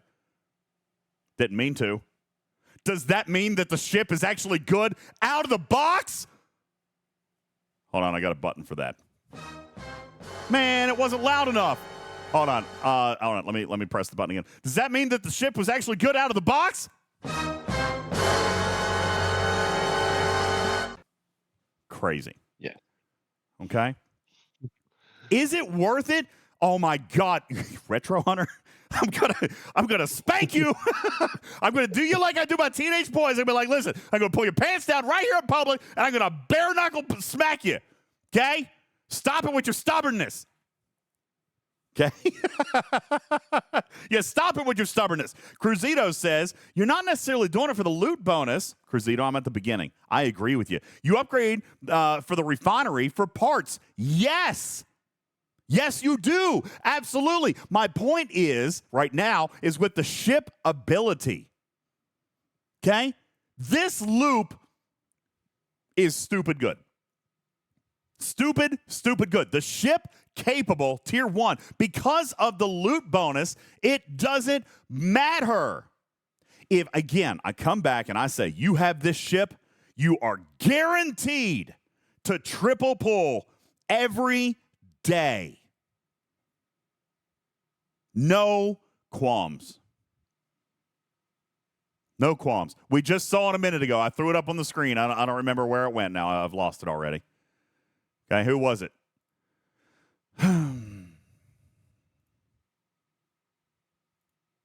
The Incommon and Benga is captain. Okay, there you go. Now, by the way, Dragon Keeper says, poor people stay home and don't do the loop. Oh, okay. Whatever. The ships have not ever been available on day 1. Ever, without a purchase. Like, that's not new. Now, granted, some are Battle Pass and some are earlier than others. We've had some good ones. We've had some not so good ones. I get it. But, I mean, really, dude. That's your argument because you're going to lose that. Like, that's not normal. Never happened. That's never happened. It's never going to happen. It's not happening. And by the way, you say accept tally. I'm going to argue that because the tally required Vidar, and Vidar wasn't like that either. Okay? Franklin might be the only one. Original Franklin, by the way. Dragon Keeper says, I've never skipped a ship till now. Okay, totally fine. That's on you, man. All right, if you want to look at all the data and say, I'm still out, that's cool. Guess what? That's your choice. You are doing the same thing, and I'm proud of you, man. You're doing the same thing that I've been preaching for 5 years, is that you walked into Walmart, you saw the cost of that chair, and you said, it's too expensive, it's not worth it to me, I'm not buying the chair, and you politely walked out. Thank you for politely walking out and not making your purchase. That's the appropriate way to do it. Okay? That's the right way to do it. Now, we've talked about the ship killing the hostiles that it can kill at tier 1, level 1, straight out of the box, and still maxing out your daily pulls. Let's talk about the refinery. We talked about the officers. Let's see here. Eviscerator Refinery. We talked about the officer shards that came out of it. Okay. We'll quickly rehash you on that. You're going to get, out of a triple pull at tier 1, you're going to get 6 Apex recruits a day. It costs 10 to open it. So on day 1, you're not going to get one. On day 2, you're going to get 1 pull. All right. And I'm trying to find, where's that refinery here? Is that... I'm going to throw it up somewhere. I'll throw it in the chat. Here we go. Apex recruits. Apex recruits. We got, and I was looking. And by the way, this is now on the Isomatter Eviscerator Refinery tab in the same spreadsheet that's down in the graphics room. Okay? So, 0.6 chests per day, mathematical average. The shard pulls, 40% chance of epic, 60% chance of rare, with a 1, 2, and 3 shard separator. So we're averaging out, even at tier 1, average, by the way, 1.1 shards a day. Okay. Not great. Kind of slow, but it is tier 1. Right? It is tier 1. Naked. Out of the box, you're going to start getting 1 shard a day. Okay, cool. Even the Mantis, by the way, did the Mantis offer 1 shard a day? No, it didn't. It was every 2 days. Every 2 days, right, because of the daily. Because of the daily. Even Mantis, which, by the way, you guys praise is the best sourcing in the game, was every 2 days. Now, granted, yes, it did have a full pull opportunity. Don't disagree. Don't disagree with that. Dragon Keeper said Cerritos was 10 shards per week. I don't know about all that, man. I still do some pulls in there and don't get anything. All right? You could say 10. You might be talking about the blueprints. Are you talking about blueprints? From the event. Yeah, you might be talking about blueprints. Certainly not officer shards. People still complain about the Cerritos refinery with officer shards. Okay? Yeah, he was talking about ship BP. Well, let me come back to you a little bit later, Dragon Keeper, because we're talking about something else now. Don't know where BPs came up. Haven't started on that one yet. All right? We're talking about officer shards. Now, granted, Shinjo said Mantis was every 2 days, but it offered a minimum 2 shards for rares. Okay. I could actually get behind that because I think it was, right? Wasn't it? What's that average out to? 1 shard a day? At the minimum, by the way. At the minimum. Cool. That's tier 1. Fair enough. Thank you, Timmy, reminding us that 5 out of 7 Cerritos pools don't even have any officer shards. I agree. So the Apex recruits, not typically that bad. Take it up, by the way, from tier 1 to tier 2, which happens in 10 days. 10 days. I remind you, and it's right here. Jules did the math. Actually, not even. It's technically 9 because it's on day 10, and on day 10, you get to do that double pull thing. So day 10, on day 10, you're going to go to tier 2, and immediately, even though it's a small number, we're going to double our officer shards. We're now going to go to 1.9 shards per day. I think it's like only 8 or 7 for anyone that got the Elite Battle Pass. Because everyone got like 50,000 eviscerated parts, whether or not you have the ship. Oh, cool. So you'll have that sitting for you, waiting for when you do build the ship. There you go. All right, so it's not even 10 days. By the way, the 10 days is just the mathematical. It doesn't count anything that comes in events. Okay? Doesn't count anything that comes through events or event store or the bonus or the gift chest or blah, blah, blah, blah, blah, blah. Okay? 1.9 shards a day. In less than 10 days, you double it up. Now, admittedly, going from day 2 or tier 2 to tier 3, not a big jump there, matters. You're going from 1.9 a day to 2 a day. All right. By the way, this is based on averages. All right. So some days you're going to get more. Some days you might get a little bit less. That's okay. That's okay. Then on tier 4, we're going to go up to 2.6. At tier 5, we go to 3.0. So now we've doubled again. From tier 2 to tier 5 is going from 2 to 3. To get to tier 5, We are at 2.5 months. Let me remind you, what about the Fuchsia? How slow was that? You guys remember upgrading the Fuchsia? We mapped that out. That was going to take a long, long time. How many of you guys out there were around when Fuchsia first came out and you still don't have it maxed? There's probably a handful of you. I think mine is maxed now, but I think it was very recent when I did it, maybe in the last 2-3 months. Really? Yeah, oh man, I got it max thanks to the Voyager. I didn't do SLBs though, and I got my Voyager up, and I did really good on my. You slacked on your Voyager, if I remember correctly. I did, and that slowed down. That would have probably slowed down your Fuchsia parts. It did because like I breezed through the last few tiers just doing the Voyager pulse. Blaze says Fuchsia was bad and still wasn't as bad as the original Devore. Facts. Wow. Yeah. Facts. Okay. Just throwing that out there. We're talking 2.5 months to get to tier 5. I remember when Mantis came out. And not only was the source of acquisition what it was, but if I'm not mistaken, at the time, Mantis was roughly 100 days to get to tier 5. Or 25% faster. Scaly says the original Franklin might have been one of the worst in the game. It was bad. That was in the heydays though, Scalyback. So I stole all my probes.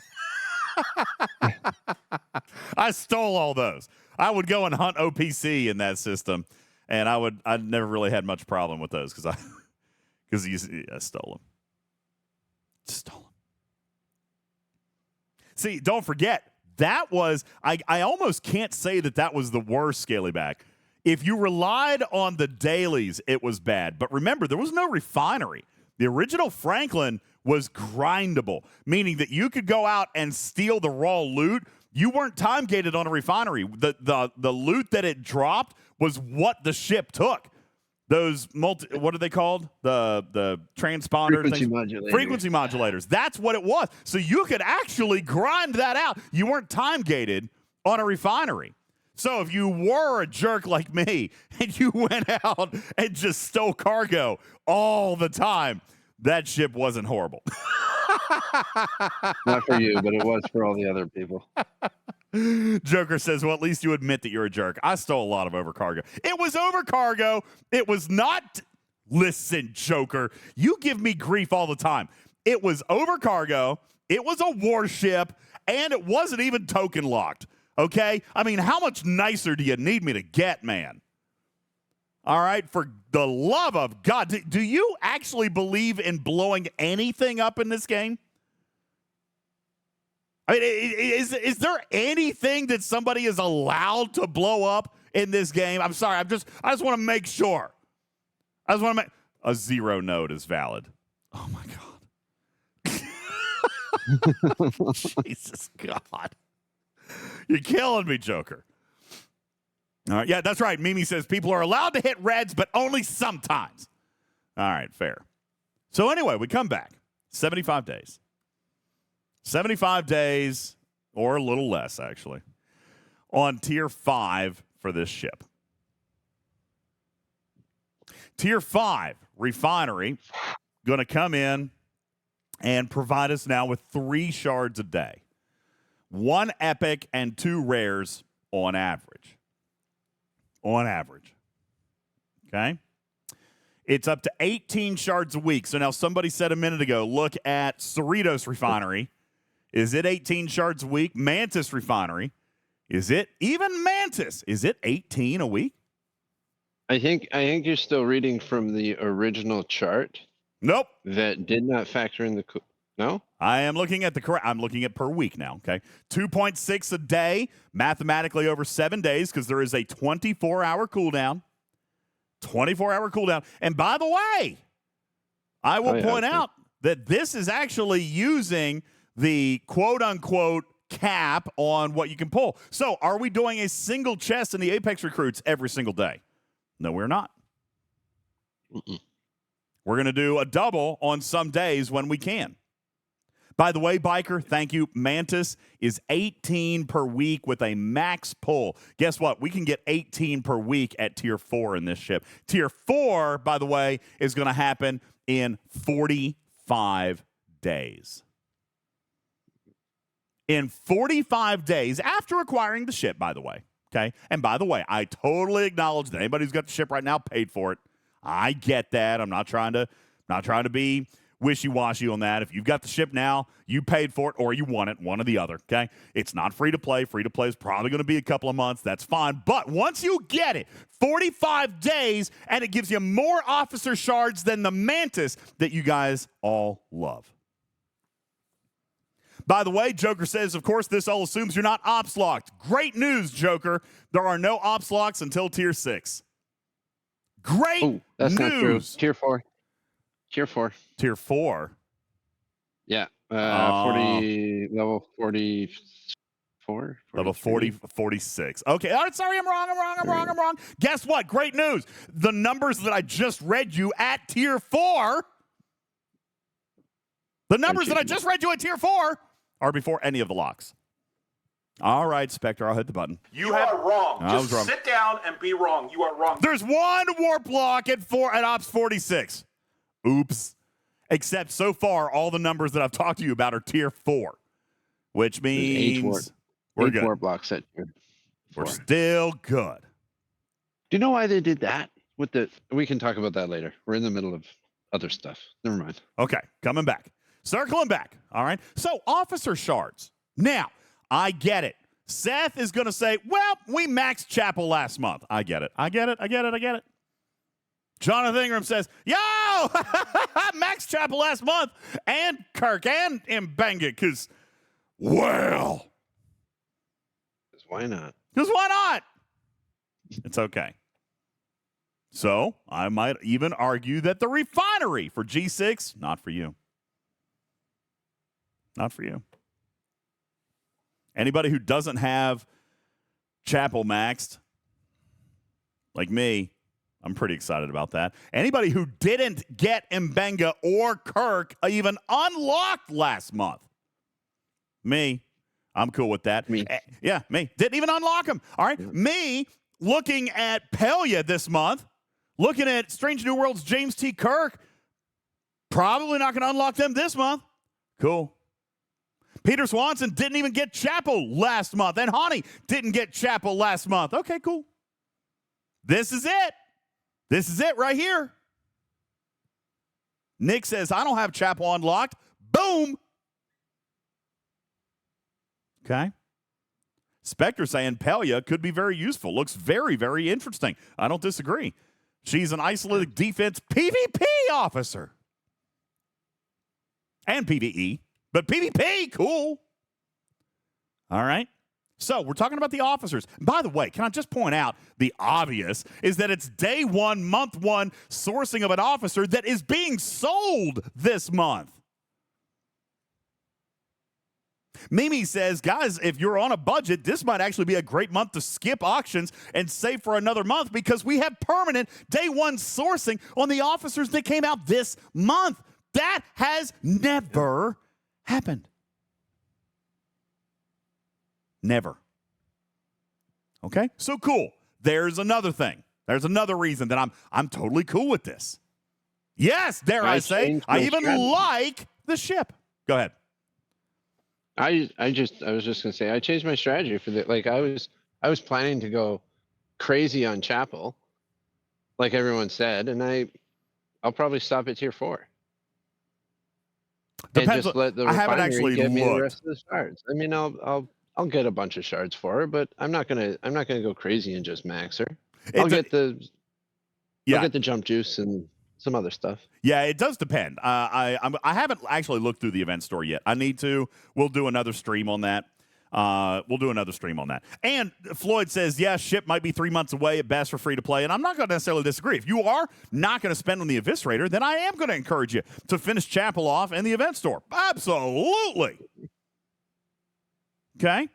But if you got the Eviscerator, it might actually take a little bit of pressure off. Okay? Maybe. Possibly. I don't know. Now, I'm going to also now. One thing, Wham says Chapel is good, but eventually her 40% will be in the noise. I don't know, man, because she's Cascade. Cascade will never really be in the noise because it's multiplicative.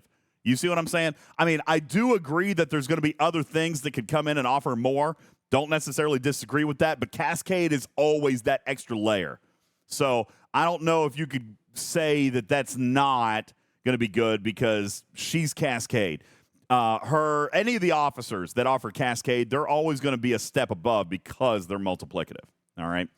Now that's not until to say you get like 1,000% Cascade or something like that. Yeah. If they start, you got to. That's a long way away. Well, remember too, there's no source of Cascade in the game that's not an officer. All right. There's no artifacts. Arca's isolatic weapon gives you isolated Cascade against Karn. Against a specific hostile. And I will point out, Wham says in time it will happen. I have no disagreement with that. I do not disagree with that. I think it will happen. Unfortunately, the way that they've abused isolatic, especially in PvP, it'll probably happen sooner than later. I don't necessarily disagree. But right now, there's no other source in the game for Cascade other than the paid Tarka's isolatic weapon, other than officers. So I still think she's got a really, really good capacity right now. Okay. Definitely. Now, so we talked about officers. Let's come in and talk about the ship parts. Okay. By the way, I'm going to simplify this down for you. Okay. A triple pull, regardless of tier of the ship. A triple pull of your Apex Isomatter guarantees you 1 parts pull every single day. Simple math. Triple pull. 100 Apex parts per pull. An Apex parts chest is 300. And by the way, it gives you 2 rolls. Let's talk about how freaking fantastic this is. And yes, I legitimately mean absolutely freaking fantastic. 2 chests, all of the contents of which are guaranteed. No rolls, no RNG, no this or that, but everything listed. Yeah. Okay? All you have to do is choose which ship type you want. Interceptor, Explorer, Battleship, or Survey. Now, the helpful hint coming out of the chat, thank you, Webb, don't pull them until you get to Tier 2. I agree. Why? Because Tier 1 is just common parts. Take a look at your screen. Again, now if you're in podcast in the graphics room, you still got the link. Now we are on the Eviscerator Refinery tab. It's the first tab. Okay? By the way, Jonathan Ingram says, I still haven't pulled any. Me neither. You want to know why? I'm going to tell you why. I'm going to tell you why here in just a second. Thank you, Matters. I'm going to throw that into the graphics room. There is a concise little screen grab of everything that we've been talking about here tonight, so you don't even have to open the screenshot. Okay? Or open the sheet. Right there's the screenshot, and that's everything. It's talking about the Apex Isomatter. It's talking about the parts, the officers, the officer shards per day, everything. Thank you, Matters. That is a beautiful, concise chart. Now, let's take a look at these. Let's take a look at these parts. Okay? Let's take a look at parts. Do I want G5 parts? You betcha. You bet you, Cruzito, so I'm saving my parts. I'm just like Jonathan Ingram. Okay? Now, Roselia says, I'd say Tier 4, so you start getting rares. That depends. Depends on what you need. Do you need G4 rares or do you need G5 rares? If you're Neelix, if you're Joker, and you guys are G4 players, then I would say start pulling your Apex parts at Tier 4 of the ship. Remind you, by the way, Tier 4 is where you can get absolutely with no warp locks. No warp locks until Tier 4, and Tier 4 is where you start getting rare ship parts guaranteed. And by the way, this is deceptive. Matters. There's warp blocks to get to Tier 4. So if you're not yet 46, you get to Tier 3, which is uncommon. Okay, locked behind. I thought you could get to Tier 4. Sorry, that's my fault. I thought you could get to Tier 4. So you can only get to Tier 3. Okay, fine. Tier 3. Okay. Yeah. Now, let me ask the following question. Even at Tier 3, I know somebody's going to come back and lambast me for that. That's fine. Let me ask the following question. How many uncommon ship parts does a level 45, on Ops 45 or lower in the game, how many uncommon ship parts do you get from your refinery in a daily basis? I know you can pull it twice, but I might remind you, too, the G4 parts refineries, they're pretty daggone expensive. They're not easy to do. They're not cheap. You get one a day from your dailies, but getting that second one requires some grind. Right?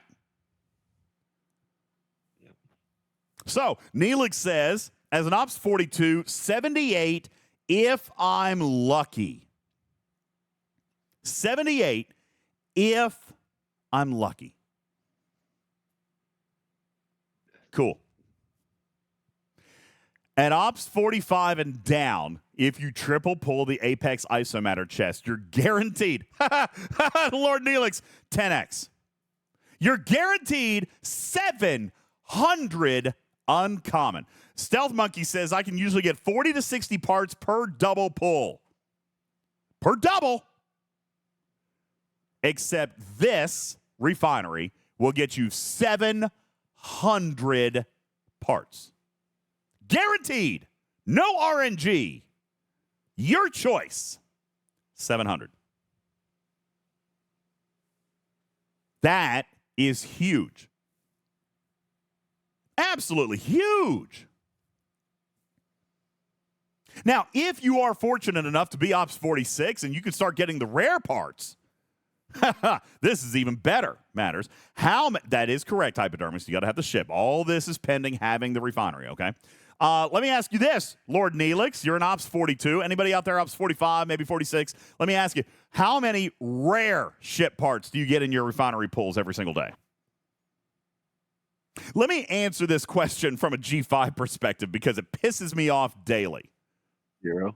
Matters, how many G5 rare ship parts do you think I average per day out of my refinery?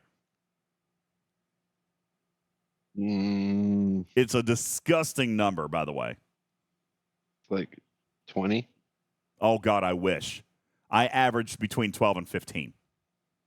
I was like adding all 4 of the ship types together to get to 20. Okay, fair. That might I be get fair. none a lot. Yeah, Tank Concrete says maybe 15. That's right. Manning says, wait, there's rare in the refinery? Yeah, there is at a certain level. All right, now, let me point out, okay? Maybe 15 rares a day, maybe. Except when I get this ship to tier 10, which, by the way, is a long ways off. I'm probably going to spend to get there. I get that. This comes back and reminds me of the old refinery primes that guaranteed. You remember how we mapped that out over an entire year? Like if you bought the prime here, over the course of an entire year, this is how many materials it would get you. Remember? Mm-hmm. We're talking 80 rare parts a day. By the way, for G5, that doesn't start until tier 10, admittedly. Okay, just throwing that out there. But for G4 players, at tier 4, you start getting 150 rare parts a day. That is redonkulous. A lot. Redonkulous. That's impressively large. At tier 6, it's 310 rare parts a day. And by the way, even better, by the time you get it to tier 6, you're at 2,100 uncommon per day.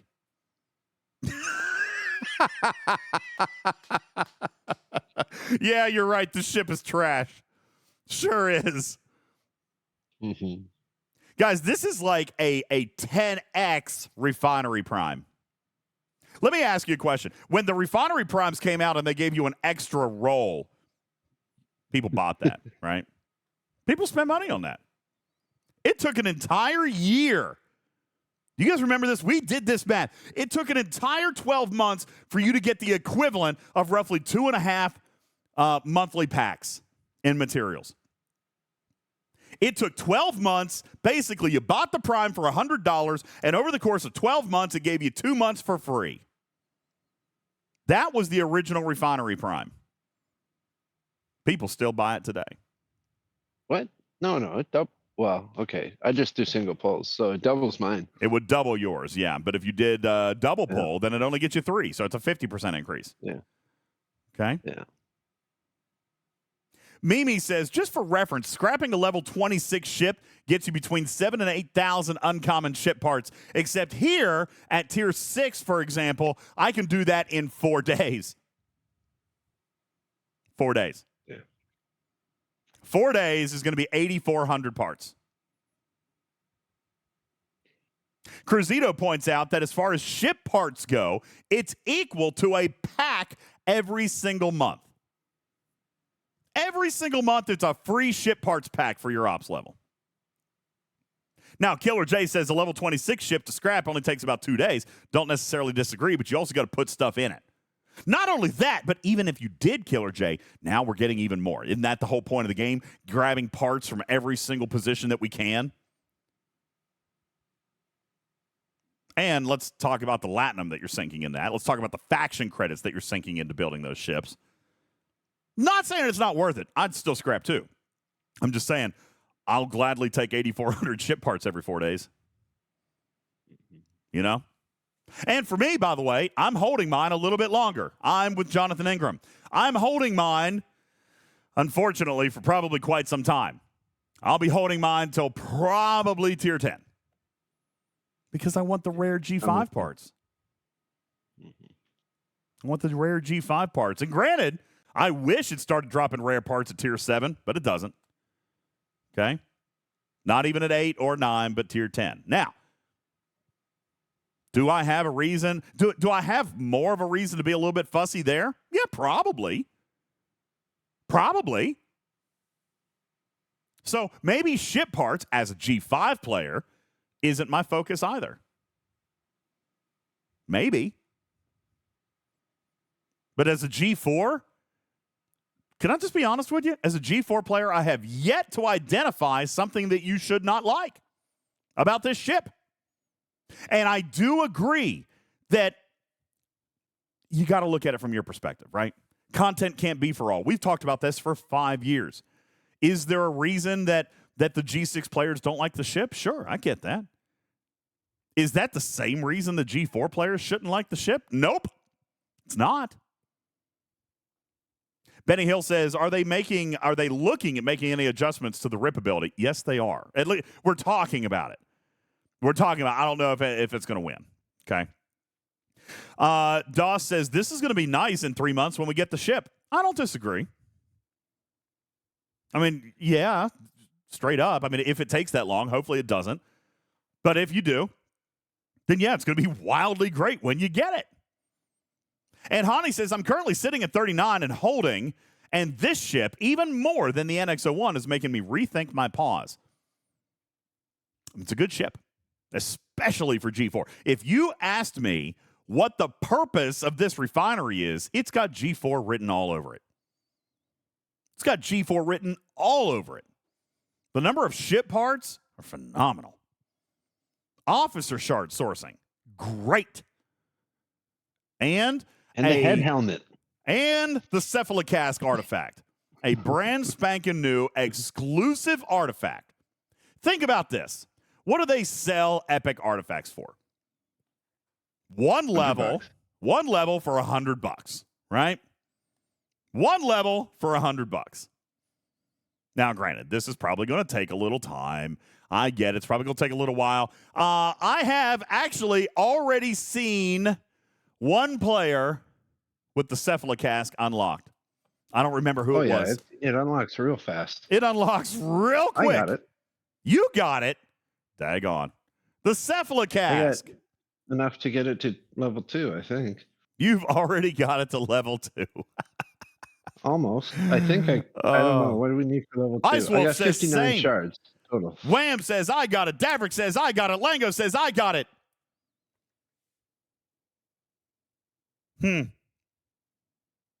Shinjo's got it. Andy's got it. It's crazy. Doug's got it. Loki says, I'll have it tomorrow. Killer Elrose says, I've got it. This is an epic artifact. Increasing isolated defense for all ships in PvP. Nice. It has a lower unlock cost in shards than an uncommon artifact. Wow. They made it very, very quick to unlock, and then it kind of goes up at the leveling it up kind of goes at the same rate as other epics, but the unlock very cheap, 20. I haven't shards. restored mine yet. I haven't restored mine yet because there's an event coming this week. Just a reminder. Yeah, me neither. There's a temporal artifact event coming this week. So just throwing that out there. All right. It's not a temporal. Damn it! Temporal artifact. So if there's a scoring mechanic for other artifacts, you're good. I've been holding on to mine too, just in case, but it won't be worth big points. Yeah, daggone it. All right. The Cephalocask. Basically call it included in the purchase of this ship. And not to mention a pretty daggone quick max. All right. It's going to max out relatively quickly. Oh, yeah. Yeah, So, the shard count gets crazy. It gets up to 8 shards a day or something. Oh, when yeah. It's maxed. When the ship's maxed. Yeah. It's nuts. Pretty good, man. Pretty good. So the Refinery gets just 2 thumbs up, 5 stars. All right. And I believe that this is reason enough. I mean, we've bought ships for less, or we've chased ships. If you're free to play, we've pursued ships for less. We have. This is a wonderful source of officer shards and ship parts. To be honest with you, the Cephalocask is probably, in my mind, the least valuable of these 3 items, and it's still valuable. Swifty says the sourcing for the Cephalocask is free to play. I know people without the ship that already have it. Everyone has that Refinery. Even better. If that is true, and I don't know because I had the ship on day 1. If that's true, then applause to Scopely. Even better. Now you're going to upgrade it even faster. That is an epic artifact that you're going to be able to max quickly. And what does it do? It addresses the problem of inflating damage in PvP. This is their quote-unquote, I don't want to say answer, but this is something to help reduce the overwhelming amounts of damage being issued by Isolytic. This is the free-to-play counter to Carol Freeman. Just throwing it out there. Now, tell me. And it's an artifact, so it works on all your ships all the time. All the time. It's perfect. So now, tell me why this is trash. I don't get it, Dragon Keeper. I mean, this has player feedback written all over it, and I don't get it. Rev is very critical of this ship. I get there are pieces of it that are not the best. I get the rip. Agreed. Anybody who asks me about the rip specifically, I'm a little bit disappointed. And by the way, not in the technology, but in the limitations of it. Okay? I understand. I'm with you. But does it make the whole feature trash? Certainly does not. Now, Flight Leader says, okay, let's talk about the cost of the ship. I think that is a fair conversation to have. Okay? That's a fair conversation. Thank you, Flight Leader. Rare Parts Production has a serious availability problem. Scopely solves the problem with Gorn's ship, most expensive ship ever to tier up. It's arguable. Okay? Arguable. Let's talk about the cost. Okay? I'm going to zoom in here a little bit. Let's see. Let's talk about just getting it to... Oh, by the way, here are the ops logs. Okay. Here are the ops logs.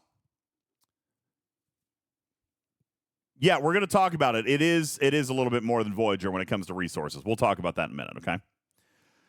It's a trade hog. We'll talk about the comparison in a second. Don't jump ahead. Here are your ops logs you were asking about, Neelix. 46, 48, and 50. So as a 42, you'll be able to go to Tier 3. Then 46 is Tier 4, 48 is 50. 48 is Tier 5, and then 50 is Tier 6, and that's where it'll stop out. Then you go into G5, 51 through 60. And so crazy enough, technically, I could only get the ship up to Tier 10 at my current ops level. And then you go all the way on up to G6, 65, tier 15. Now, the point, let's see, this is not the exact screenshot that I wanted to see. Matters, do you have the screenshot that compares it to Voyager? I think Jules had one. Let me see if I can find it very quickly. Well, let's go through this first. All right, I want to go through this first, and then I'll pull up the comparison to Voyager because it is a little bit more expensive. All right, Tritanium, yeah, it's big. Okay, now I do want to remind you, these are raw costs. Everything is raw. Wolfwood says, look at G4 Uncommon Crystal.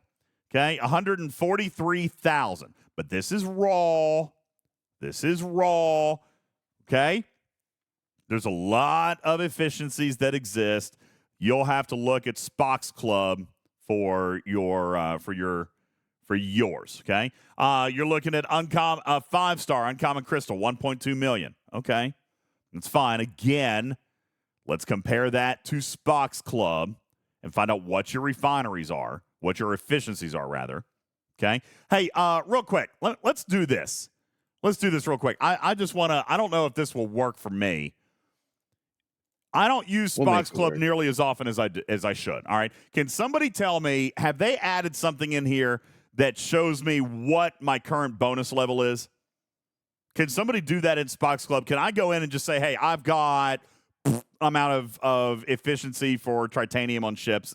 Is somebody able to tell me that? Double Sharp says yes. All right, walk me through that. Go to cost calculator. I'm going to do this. I want everybody to do this. Go to spocksclub.com. We're going to go to cost calculator, all right? And then we're going to put in this new Gorn Eviscerator, okay? There it is. And by the way, it's uploaded. Shout out again to all the amazing people over at Spock's Club, okay? So I am going to take this thing to tier 10, okay? That's what I'm going to look at. That's the max max level that I can go to, okay? Where am I Okay, here we go. Great. Here are my build bonuses. This is for me, myself, and I. I'm going to put this in the graphics room. This is everything that I have on my account. Have I synced my account lately? No. I thought my new client automatically did that. Does it not do that? Does my client, I thought they automatically synced. Is that not still a thing? I have no idea. If I kept the PC client up to date, it should. I mean, I think it. You know what? I'm going to say that it did, because look here. When I loaded here, I'll tell you how we can tell. Sanctus. I'm going to pull up my Sanctus. It says I'm tier 8, and I just did this today. My Sanctus is tier 8. So yeah, I just did this today. So yeah, my sync must clearly be working. So let's go back to the Gorn Eviscerator. All right, and I'm sorry, I don't mean to be screen heavy for those of you in podcasts. I was just looking at a couple things. I wanted to verify my data. Okay, so my Gorn Eviscerator, I want to look at the cost for me to take it to tier 10, okay? Now, I'm going to come down and take a look at my bonuses. I just put them in the graphics room. So let's look at 5-star Uncommon Crystal, for example, okay? 5-star Uncommon Crystal. And by the way, it doesn't even really matter the dollar amount or the... I guess what I'm saying is... okay, I see what you're saying. Click on the... Okay, hang on. I'm trying to show two different things than what you guys are looking at, but that's fine. That's fine. All right. So based on my levels, and by the way, Spock's Club is very, very good. Spock's Club is very, very good. It will remove all of the bonuses that don't apply to the ship, meaning I'm not going to get a Klingon crystal efficiency on this ship. Right, Matters? I'm not going to use a Klingon efficiency because it's not a Klingon ship. I'm not going to get any faction efficiency. All right? But I still have these build bonuses. So if I am looking at my 5-star Uncommon Crystal bonus, it's 1,250% at my level. That's why I am not super offended by this cost. Okay? I pointed this out to Rev the other night, and I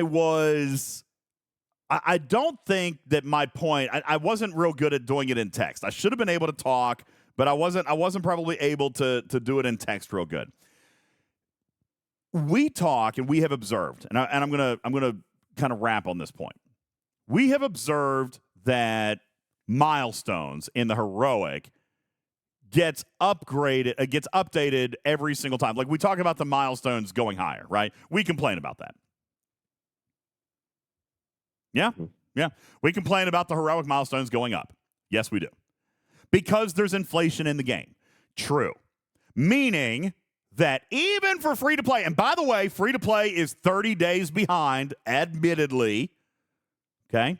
30 days behind, because if an inflation occurs, then packs immediately go up. Okay? But events also go up as well. Unfortunately, for free-to-play, it takes time for those events to trickle out. Like, right? On day one, for example, a free-to-play gets no benefit. On day one of an inflation, who gets the benefit? Only a spender, right? Mhm. Because a free-to-play or an engagement player hasn't had a chance to earn any of the inflated rewards through events. Now, 30 days later, they've gotten an entire month's worth of benefit from the inflation. Are we agreed on that? Cool. That's how long it takes. Now, the point that I was trying to make to Rev the other day, and that I'm going to try to make to you guys, which I know is not going to win anybody over, but it's just a case of math. All right? Ships, research, all the things are supposed to be higher today than they were 2 years ago. Supposed to be. Look at the cost for somebody to max out a G3 ship today compared to 2 years ago. And by the way, the multi-tier primes have everything to do with this. I told you they were going to F this game up, and nobody believed me, but here they are. Okay? The multi-tier primes, while amazing, are also foobarring the economy every single day. Here's the latest example on a long string of examples. Okay? Now, we're going to go up. We're going to take a look at the base. Now, I'm being told now to uncheck all these. So, I mean, I don't know. You guys make up your mind. But anyway, going from Tier 1 to Tier 10, here are the base costs. Let's look at G5. Uncommon Crystal, $1.42 million is what it would take for me to get there. Instead, with my efficiencies, it's only $105,000.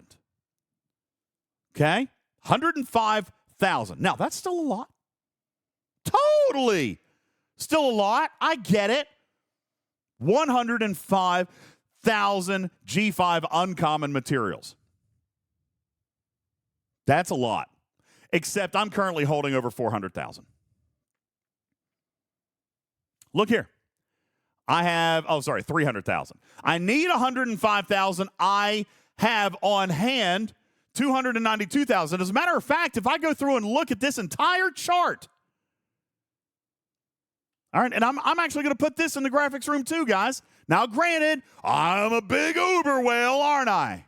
I spend boatloads of money on this game, just like Canine Tooth and Seth. But the only thing I don't have to instantly max this ship for my tier are the actual ship parts. That's it.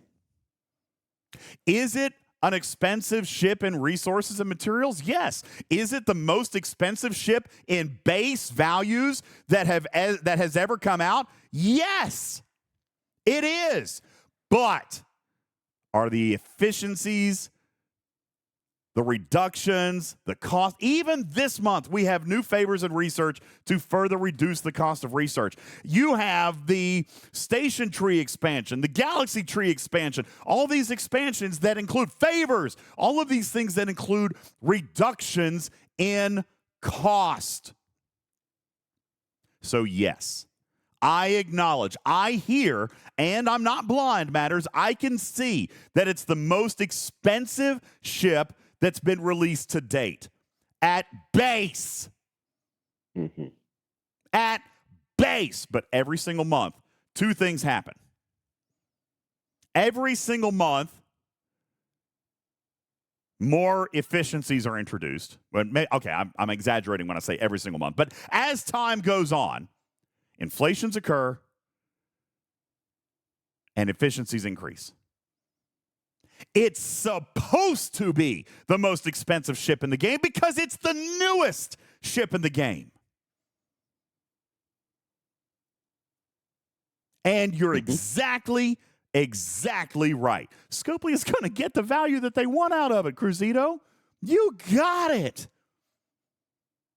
It's not actually the most expensive ship in the game. It's the same cost as almost every other ship in the game, except they've given you these efficiencies. All right? And what does an efficiency actually do? Like, here's where people's minds are going to get blown. Do efficiencies actually save us time and money on new content, everybody? I know I'm gonna blow the lid off this thing. Scopely's gonna be like, shut up. Where's the censor button? Do efficiencies actually save you anything on new content? Nope. No. They sure don't. What do they actually make better? The existing stuff. Old content. That's right. They Old make the content. existing content cheaper. Yeah. The new content is always going to be the same price. Hold on, I got a button for this. Mind blown, people. This is Scopely Economics 101. And by the way, it's not terrible. It's not a horrible model. It's not greedy. As a matter of fact, it's how a lot of game companies run. And the fact that we are getting efficiencies regularly, the fact that we are getting favors and reductions in cost regularly is actually a good thing because it does speed up the previous content. Okay? Now, Nickel says a lot of game companies are greedy. I'm not going to necessarily disagree with you on that. I might just say instead of greedy, they are capitalists. Okay? They're going to make money. Okay? No, Odysseus, I'm not saying not greedy. I mean, but they're going to get what they can, right? I'm not going to say the term greedy is an opinion. All right? I'm going to use the factual-based word is that they are capitalists and they're going to make what they can make, just like any other business. They're going to max their profit potential. And as much as we want to fuss about it, they've got some pretty decent mathematicians over there, at least at some level, that know that, hey, we have got, listen, you think they're not looking at this chart right here that shows all my bonuses? Go back into the graphics room. Do you think that when they were building this ship, they didn't take an average for all of the players at, say, Ops 56 or, say, Ops 55 through 60 and say, okay, the average efficiency for G5 Uncommon Crystal is, call it 1,300%. So let's make this ship 1,300% more expensive. It's not quite that simple, but that is a conversation that they have. Really close. Okay? So now I want to find where is the screenshot matters of the cost comparison to Voyager. Because by the way, I totally get it. People are going to say it's the most expensive ship in the game, and I get it. It's supposed to be. I don't have that screenshot. I'm looking for it. I don't know where it is. It's supposed to be, people. Because the game has made the expenditure of materials and resources cheaper than ever before. So the base cost of this ship is going to go up so that the net value still equals 100% or whatever you want to call it. The nominal value. Okay? It's bigger and stronger than the Voyager. Well, that's true. The last thing we'll do tonight is talk about the ship's capability. All right? And by the way, I know what this pod sounds like. I know it sounds like I'm shilling for this ship. I know what it sounds like. But, guys, I hope by this point, if somebody was tuning in for the very first time ever, then I could totally see them being like, oh, man, DJs, what a shill. What an asshole. But, guys, for those of you who have listened to my show for 3, 4, 5 years, you know I am just as capable of throwing some heat on their asses as I am at praising something good. And what have I always said matters? I have said this since the day I went on the air, is that I only believe in the math. The math is absolute. Can't fight the math. You can't argue the math. The math is the math. Yeah. Yup, says IJ. And I think you've proven tonight that the math on the Eviscerator, certainly the Refinery, and its capability within its own loop are stellar. Odysseus, see, he's clearly a player that hasn't listened to my content for a long time. You only feel that way because they gave you the ship. Actually, I said on preview night that even if they didn't give me the ship, I was buying it day one. And by the way, Odysseus, I still spent on it. They gave me the ship, and I still dropped $100 to upgrade it because I believe in it. Everything that I'm telling you here and now is everything that I saw before it came out with regards to the Refinery. And how many did you buy for other people? I bought 7 Eviscerators for other people. There you go. Okay, so you say Scopely gave me the ship, and what did it do for them? They spent $100 on me, and I spent $700 on everybody else. Nick says you gifted it to others. That's right. And by the way, that came out of my pocket. That came out of my pocket. Nobody got a grant for that. Okay? That's right, Nickel. I spent more on the ship than if Scopely hadn't given it to me. All right, fair enough. I think it was 7. Wasn't it 7? I'm going to look just to make sure that I'm not lying to you. Because I gave one to Rev's audience. I gave one to Samo's audience. Who else? I gave away 3 on my own show. Yeah. I don't remember who else. I think there was one more. Race. That was fun. Iron Chef. That's right. I gave one to Iron Chef. See, I'm looking. Here we go. Prize list. Captain Jesse got one. I've given away 6. I'm sorry. I've given away 6, not 7. $600 plus I spent $100 to upgrade on mine. So it was $700. All right. I spent $100 on mine, and I've given 6 to other people. Samo, Iron Chef, Rev, and then 3 on my own show. That's right. Worf got his from Major Samo. Ice Wolf got hers from Dr. Iron Chef. Okay. Albert says, can you gift one to me? I don't know, Albert. Everybody says the ship is trash. Probably shouldn't give anything more away on it. It's probably just trash. Trash. Yeah, why would you want me to give you trash? I shouldn't probably give you trash. All right, forget about it. I'm not going to give any more away. People think it's trash. See, I mean, here's the thing. Doss says, so you're telling us you're bad with money. Listen, Trader would tell you that. All right. Listen, people are going to say I'm bad with trash. That's a thing. All right. That's a thing. All right. Lube was left out in the cold. I thought I gave him one. Did I not? I could have swore I gave Lube one to give away. Did I not? I might not have. I thought I did, though. Did I not write that one down? Or maybe I didn't. I don't know. It could be out of my mind. Hypodermic says Tibbs didn't get one. Listen, Dermix, they made me do it out of my own pocket.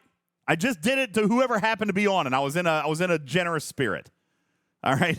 I was in a generous spirit at the moment. They just caught me online. I happen to be on. And Lube goes to bed at 8 o'clock his time, so I don't get to watch his streams. He goes to bed so early. All right. He does. He goes to bed so early. Blaze says, DJs, admittedly, the prizes have gotten much more irresponsible since Trader hasn't been around to keep you online. I know! I need her back. I've given away way too much money. Way too much money I've given away on this show. All right? Now. Saving no legal fees. Yeah, that's right. All I'm saying, and so again, circling back, I know what it sounds like. In summary, I get it. Sounds shilly. Except I have always been about the math. I am saying I understand why G6 are not happy with this ship. If I was a G6 player, I'm probably not buying it. All right, but again, if I'm a G6 player, I've also spent a lot more, and my officers are maxed, and I just buy the ship parts that I need, and it won't do anything with the rip ability, so I get it. I totally get it. But as a G5, I'm very excited about it for the officer sourcing and the parts refinery. And as a G4, you should be too. It's better than any other refinery in the game. It's a ship capable at Tier 1. It's capable outside the box. And the last thing that I want to do, I said I was going to do this, and then I forgot.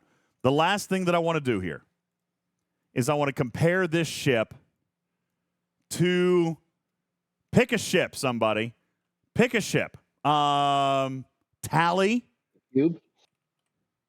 Cube might be. Cube's pretty stout. By the way, also a ship that everybody said sucks in the game, and the Cube is still great. Oh, okay. Okay. I thought we were still talking about cost. That's No, why I said Cube, want to because it was, like, the transition. most recent. Yeah, I want to transition over to capability. You guys love the Tally, right? Duval says Tally sucks. Tally. Pick a Tally. Interceptor. It'll make it easier. All right. Let's talk about the Tally. Okay. Let's take this thing up to, say, tier 5. That's good. Tier 5, tier 6. That would be an Ops 50. All right. And where can I get to the Tally? It's tier 8 or 9, I think, to get to level 50. Somebody help me out. Tally tier 9 at 50. Okay, tier 9. So bump it up one more. Let's talk about the capability of the ship. At base, pound for pound. Okay, Wham's talking about Voyager. We'll come back and look at Voyager in a moment, okay? We'll come back and look at Voyager in a moment. Let's talk about the Tally as a PvP ship. I don't mean, by the way, against Borg probes, because obviously not the case. I'm talking about as a PvPer. All right? As a ship capable of going out and murdering things, as Duval says. Okay? Let's take a look at its DPR. It's double. Let's look at its piercing. Double. Not quite. Not quite double. About 50% increase. Yeah. Let's look at its mitigation. Triple in all categories. Except for Dodge. Dodge is the same. Dodge is same. Or, well, it's marginally smaller. Okay. Hull That health. doesn't matter. 70%. All right. Now, what have I always said about interceptors? Everybody who knows anything about the game statistically has always said this about interceptors. What is an interceptor by definition in slang in this game? Glass cannon. A glass cannon. Thank you. You get 2 points. Joker gets 2 points. Very good. Glass cannon. All right. Big damage. No survivability. All right. Agreed. This ship has only 70 to 80% of the hull health of the Tally, but double the DPR. That's right. The game originally, that's right, Webb. How about that for a little bit of useless knowledge there? All right. Actually, I'm going to say original game knowledge. All right. Very well done, Webb. Interceptors used to be called destroyers because that's what they were. They would issue a tremendous punch, but they didn't survive very long. You had to hit them hard, hit them fast, because you weren't going to survive. Same thing here. Half the shield hull or shield health, only 70% of the hull health, but double the DPR. Okay? Let's take a look at warp range, says Cruzito. Let's take a look at warp range on the Tally as compared to this thing. Okay? Let's say, what were we at? We were capping it at tier 6. That's right. So at tier 6, it would be up for ops level 50. Warp range is 160 at base, 110 at tier 9 base on the Tally. Again, we're comparing ops logs. All right. So the Tally gets to go to tier 9. The Eviscerator only gets to go to tier 6, but it still is 50% higher warp range. Okay? And by the way, that's at base. That's at base. Both of these ships actually have additional research to allow them to go even further. All right. What else you want to look at? Cargo. Great comparison. Cargo. Tier 6, 1.1. Tier 9, 1.9. Tally still has it, but golly, it's not that far off. This Eviscerator can actually be a miner hunter. Isn't that crazy? It could actually be an OPC hunter. Sure can. Firing pattern. Okay, let's compare. Firing pattern over the course of, say, 2 rounds. Let's do it over the course of 6 rounds. That way we've got 2 complete cycles on the railgun and a complete cycle on the railgun from the Eviscerator. So after 6 rounds, you're going to get 16 shots on a Tally. After 6 rounds, you're going to get 18 shots on an Eviscerator. All right, so pretty comparable there. All right, admittedly, pretty comparable. Let's talk about the size of the guns. Okay, here's the railgun for each ship. Okay, an average shot of roughly 140 on the Eviscerator, an average shot of only about 75 to 80,000. Double. And it shoots more often. And it shoots 50% more of them. Killer says still not buying it. I'm not trying to sell it to you, buddy. I'm not. I'm trying to teach you what it does. There's a difference. If I was trying to sell it to you, I'd be giving you a content creator code or telling Scopely that I, need commissions and all this stuff. Okay? I don't. I want people to know what the ship does, because I feel like, I don't know if it's the community has shifted or I have lost my touch in teaching, but this ship has a lot of subtle nuances, and I feel like the population, I feel like the general gameplay population does not fully understand how this ship actually is. This ship is made to hit hard and fast, and it will be massively improved with isolytic bonuses and isolytic officers. Sure. Which will make it even better in PvP. Now, because of that high DPR. Shorts points out an accurate thing. It does the same thing that the Tally does that I already have. Well, arguable, all right? But I don't disagree. It shoots hard. It shoots fast, right? It's got a better warp range, so we could get farther. It has a totally different and better refinery. So I don't think it does the same thing. Now, again, if we're breaking it down segment-wise, Shorts, like I wanted to do at the beginning of the show, if we're talking about ship to ship as far as capability, I'll actually agree with you there. But not on the refinery. Okay? But battle capability, I can totally agree. Totally agree. Okay? Killer says, trash ship, only good for officers and ship parts. Arguable. It's better than your Tally. Although, it would cost. As Shorts just pointed out, it does. Shorts just said, it does what my Tally does.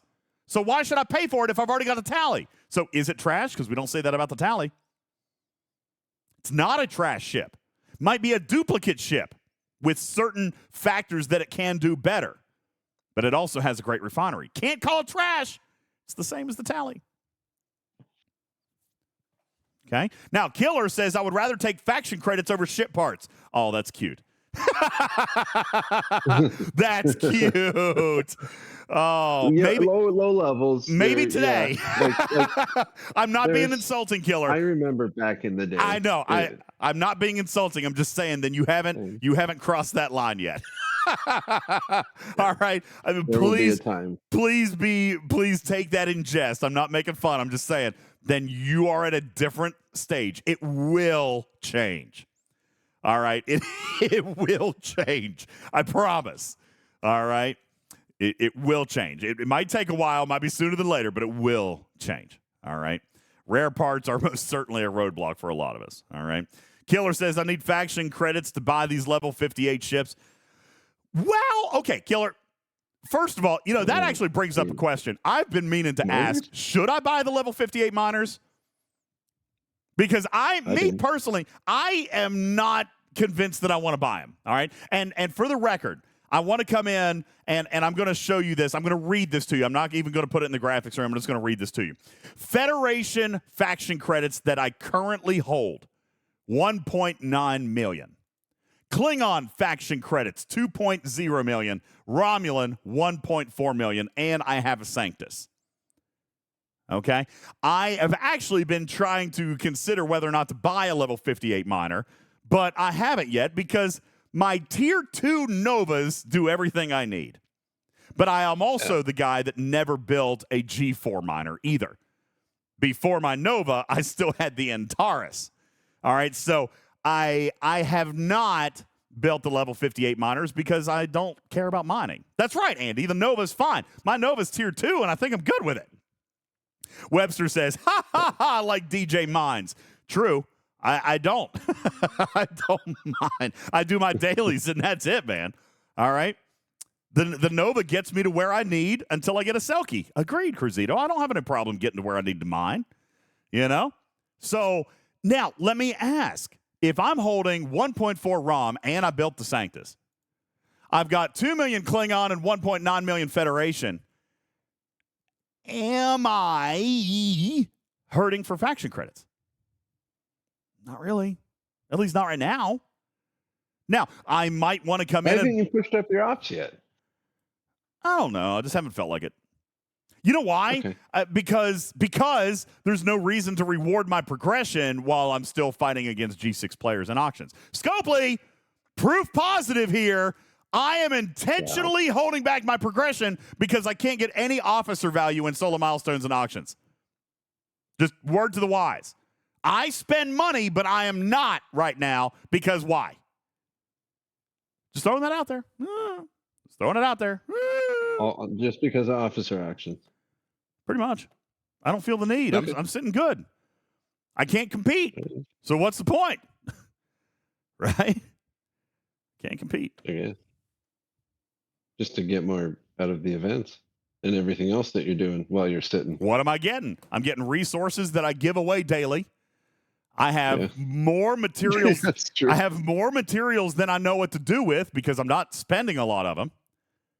You know what I'm saying? Yeah. Like, I don't know. I mean, I feel comfortable at a spot.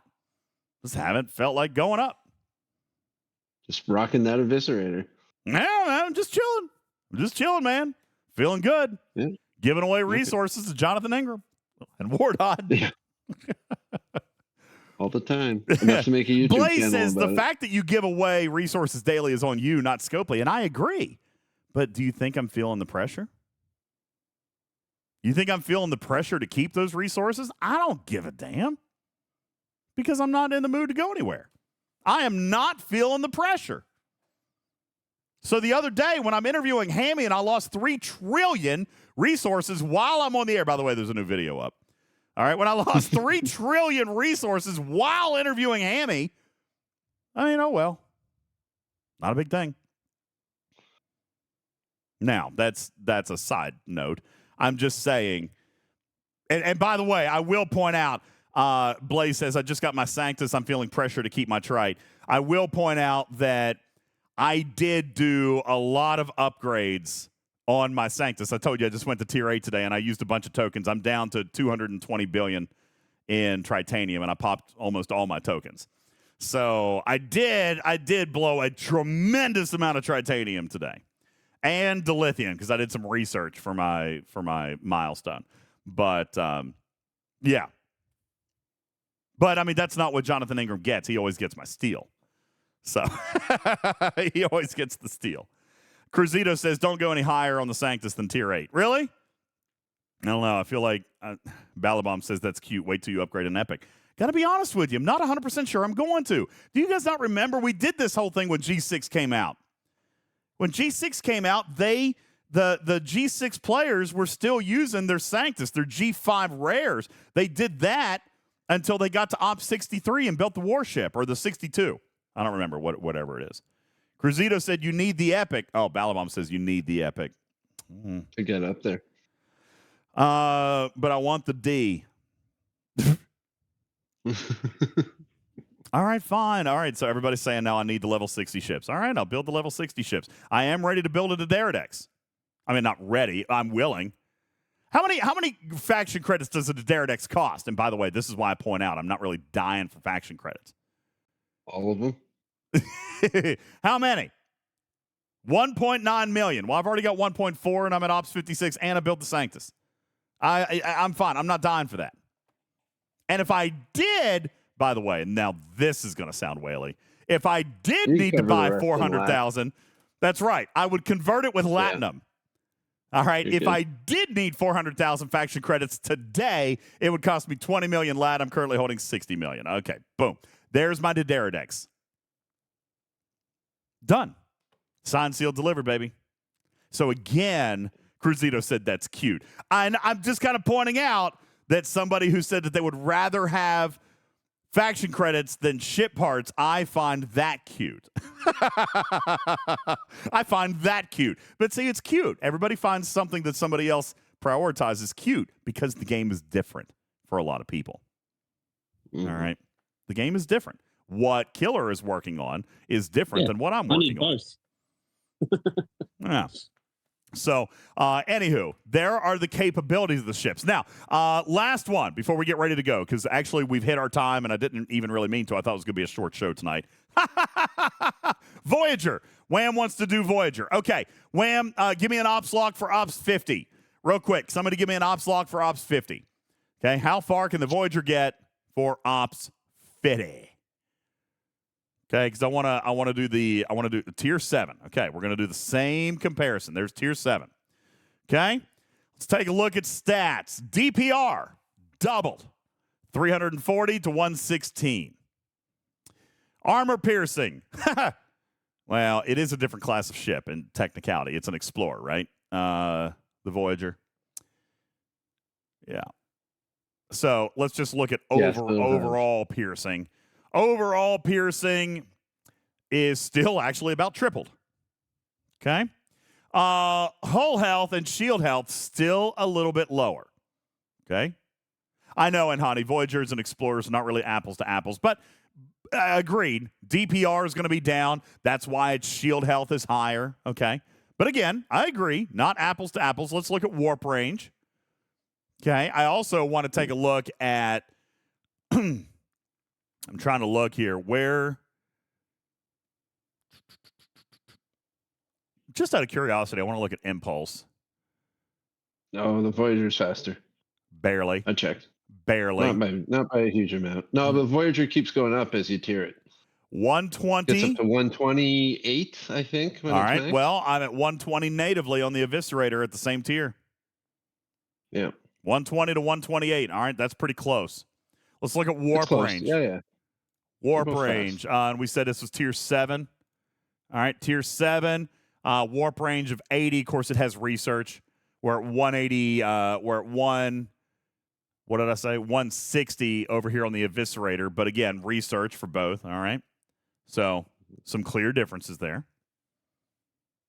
Cargo. Massively larger.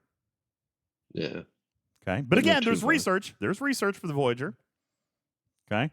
You guys want to take a look at the Defiant? It'll be our last one. I think I have made my case. And by the way, all the respect in the world to somebody give me the ops log for the Defiant for Ops 50, please. All the respect in the world to people who disagree. I am not challenging or saying that anybody is wrong. I am simply explaining to you why I feel the way that I do about this ship. And everybody has been coming after me, even the other content creators.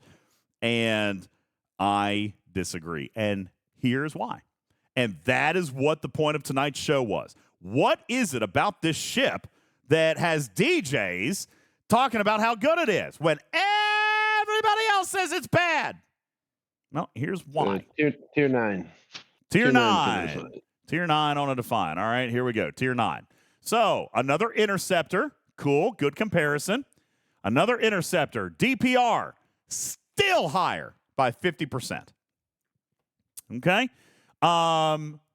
Piercing. Higher, but only by about 12%. Mitigation. Doubled on the Eviscerator. Again, shield health and hull health are lower. They definitely made this more of a cannon. Okay, this is probably the glassiest of interceptors that we've got. If you were going to tell me, man, what is the thing that you're observing in comparison to all the other interceptors, I would say the hull health actually looks much smaller. Like every interceptor we've looked at here so far, Matters, it's got the smallest hull. It does. The highest damage. But the highest damage. Yeah. All right. Warp range isn't even going to be close, but we'll compare them anyway. We've looked at all those on everything else. 160 on the Eviscerator to, 190 on the Defiant. Close. But, and again, doesn't Defiant have a little bit of warp range research? I think it does, doesn't it? Or maybe not. No? Mimi says it does not have warp range on the Defiant. I thought it did. Defiant is all on the ship. Wildstar says there is warp range research. If the Defiant is all ship, then the Eviscerator still wins. All right, but I was thinking that there was a research somewhere. There may be, there may not be. Either way, it's close. How old is the Defiant? Almost 3 years? Almost 3 years? The Defiant is 2 years, maybe two and some change. And here's a ship that just came out, and right here, I mean, yeah, should be better. Defiant. Wait, and Hani, you don't have the Defiant? Well, now, okay, that's not Scopely's fault. All right, that's not Scopely's fault. And Hani is not Ops 39. Are you seriously still? You're still on 39? You still Ops 39? Why? I'm kidding. It's your choice. Okay. Yeah, the Defiant. All right. Yeah, I remember. And Hani was overseas for a little bit. All right. Welcome back, buddy, by the way. All right. Guys, those are the questions. Those are the answers. Those are the analytical reasons why you guys think I'm crazy. Am I still crazy? Because, golly, I just don't see it. Killer says, you're still crazy. Recursion says, yep, still crazy. All right, I can't win with you guys. I'm done. Not because of the ship, but, you're going to ask like the general question. Yes. All right, there you go. Still crazy. Ice Wolf says, maybe just a little diluted, but, kind of. Diluted. Right, there you go. Guys, that is the deep analytics, the deep dive on the Gorn Eviscerator. I get it. I understand. People are fussy about it. I don't see it. Is it perfect? No. Is the rip ability great? No. I It's agree. Not terrible. It's still cool. The rip ability is cool in theory, but implementation, I will agree. I'm going to go out on a limb. As praiseworthy as I've been on this ship, I am going to say that the rip technology has been a waste.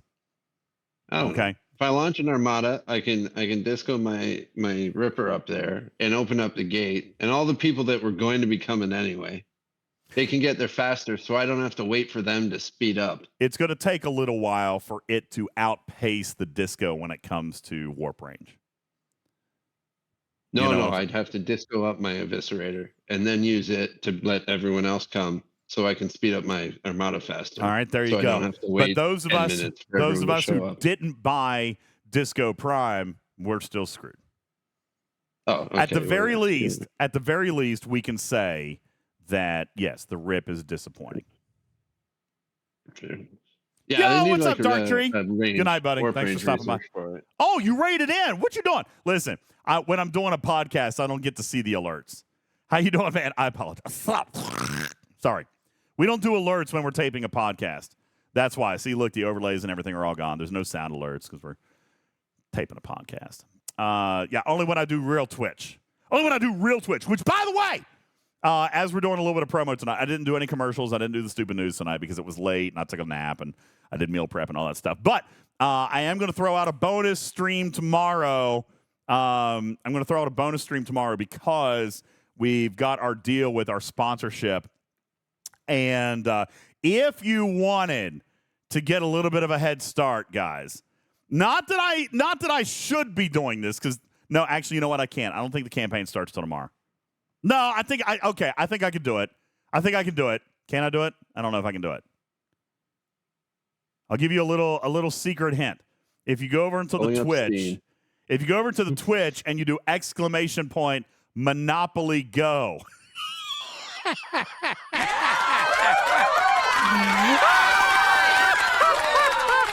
By the way, they don't even know. They don't even know. Oh no, the link isn't working. Wait. I gotta fix it. The link isn't working. Stop. Okay. It's broken. Hang on. Hold on. I gotta fix it. Where's the Monopoly Go? I gotta fix this. Where's the enter. And enter. Save. Okay, try it now. Look, I messed up the link. The link is messed up. Stryker says, don't do it. I know, Doug. This is, crap. It's still not working. Why is it not working? Blaze says here, I thought we were taking a break from Scopely for the night. Here's the funny thing. Okay. All right. Why is this not working? Hang on. Copy. Can I do code? It's supposed to have the word make at the end. No, it's not supposed to have make in it. All right, I click save. Try it again. Daggone it. No, listen, Scopely doesn't know that they sent me this. I got it from a third party. All right, you know what? That's going to work. It's got the BR in it, whatever. There we go. Yeah, that's good enough. Scopely doesn't know that they sent me this.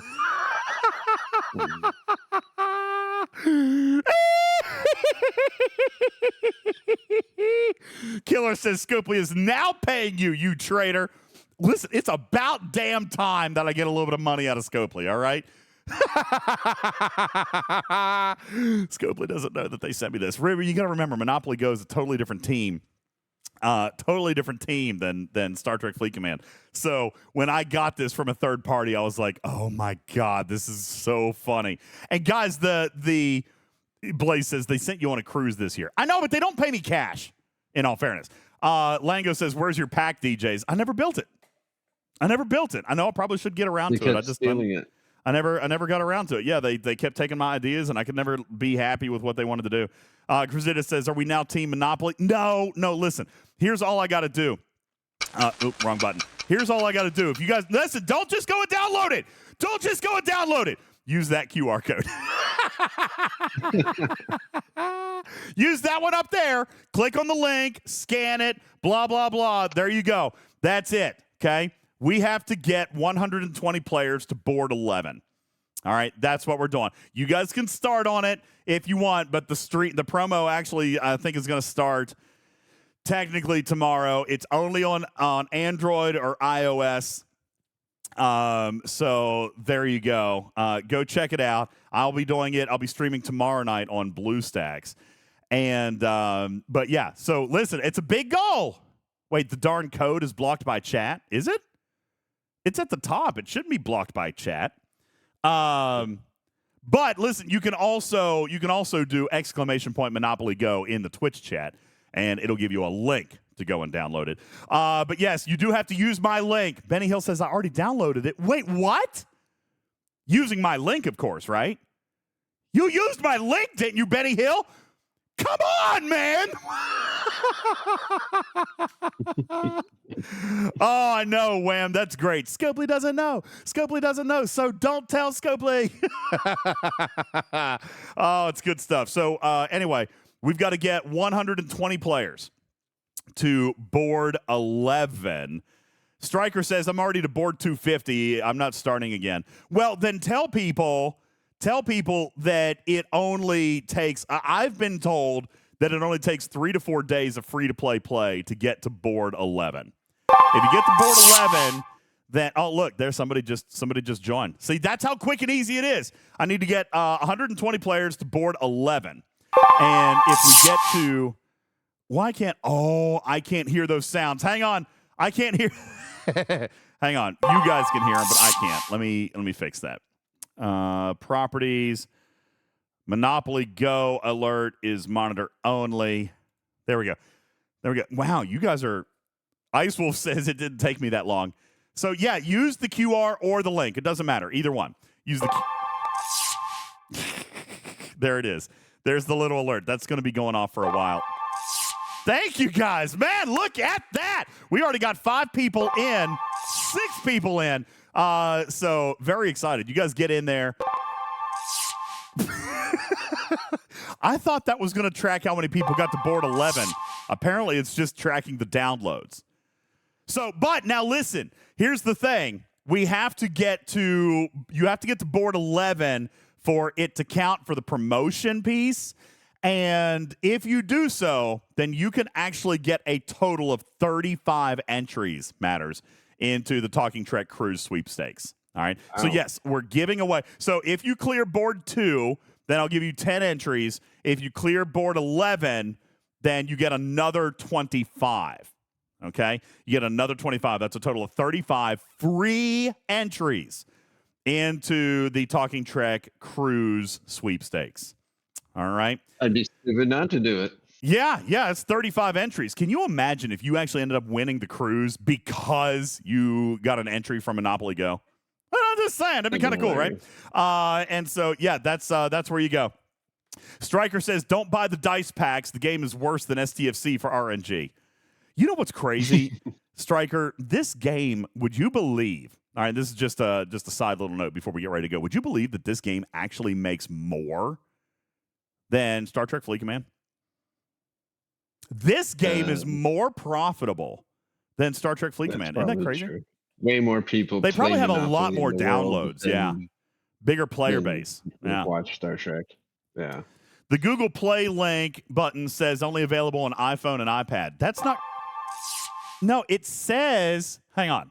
Let me pull up my resources here because it told me that it was. It works for me. It's just gonna keep. I'm one of those 13, so. Just gonna keep on going. I mean, it should definitely be working. All right, and I'm sorry, I can't look in right now. Man, you guys are crazy. Look at that. It's going. It does work on Android. Okay. Ice Wolf says it's their number one moneymaker because packs are not $100, which is what we've told Scopely for years. It's true. The IP is also probably a little cheaper, too. So the QR code works fine. There you go.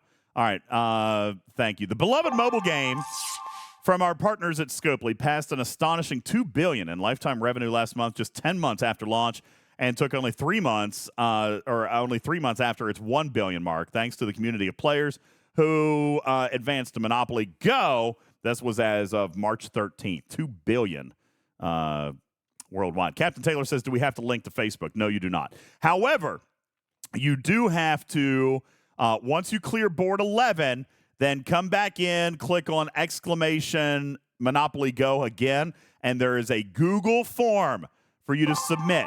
So even though this is counting, you guys, it's not giving me your entry information. So when you're done, you got to screenshot your username and your board number and submit that on the Google form. Otherwise, you will not be entered. All right? And then we will cross-reference that, and that's how we will be awarding all of the entries. If you do not submit the Google form, you will not get your cruise entries. Okie dokie? All right. You guys keep going crazy with that. By the way, we only have 5 days on this. It expires next Saturday night, so I guess 6 days technically. And you guys play it tonight. Keep going, keep rolling with it. We got to get to 120 players to complete board 11. So thank you guys for the downloads. Appreciate it. And again, Peter, I'm being told that it's only a couple of hours of gameplay. It's only a couple of hours, so you guys are silly. All right, guys, I appreciate it. Do we have anything else? Matters, do you have any questions? Aaron, do you have any questions? Anybody in the audience, you guys have any questions or anything that you want to point out regarding the Gorn Eviscerator? Anything I do.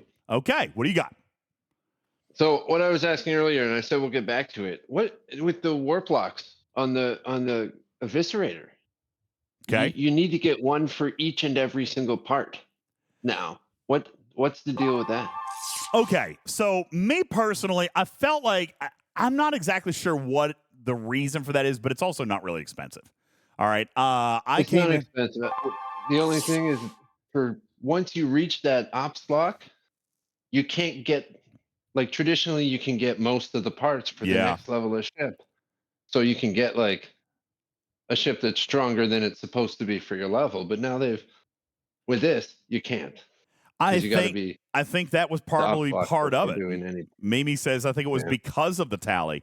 Probably a good thing. Yeah. So now, you've got to do that. But they're not that expensive. I mean, the ship parts. No, 1,000. Yeah, the ship parts that you can get. So, like, actually today I went in and did with my triple pull. I got 18,000 parts. So I did a full 8 chest pull of my tier 4 parts. Like, I just did the 8 chest pull, and it's literally a third of one day's refine. So it is kind of weird. It's stupid. I think it was probably just meant as a power cap. Okay? I feel like it was probably just meant as a power cap. But at least it's super cheap, and it doesn't really inhibit anything, and, whatever. It is a little bit weird, but I'm sure that they have a reason for it, and I'll see if I can find out what that reason is. But, it's probably just power. It makes the most sense. I just didn't know if they... Yeah. Dave says, don't worry about having a ship stronger than your level. Someone 12 levels higher will be happy to come by and say hello at some point. Yeah. Don't disagree. All right. Any other questions? Very quickly. Anything else before we get ready to bounce? No. Well, then. Thank you guys very much. Great show. Thank you for being here. Retrieving says, when can Scopely finally add old ship refits to the event store? We're actually talking about that. I don't know if it's going to end up happening. I keep asking them, man. Salvager, Disco, even the Franklin refit, like that stuff's got to be there. It's such old content. So, I don't know. We keep working on it. We'll see what happens. Guys, thank you so very much. I appreciate you all. My name is Ultimate DJs, and I'd like to invite you to visit our website at TalkingTrekSTFC.com. TalkingTrekSTFC.com, where you can find links over to our Facebook page, or not Facebook. We don't have one of those. Actually, I think we do. Just haven't done it for a really long time. As a matter of fact, I was actually looking on our Twitch page, and I realized that we have apparently been promoting a TikTok.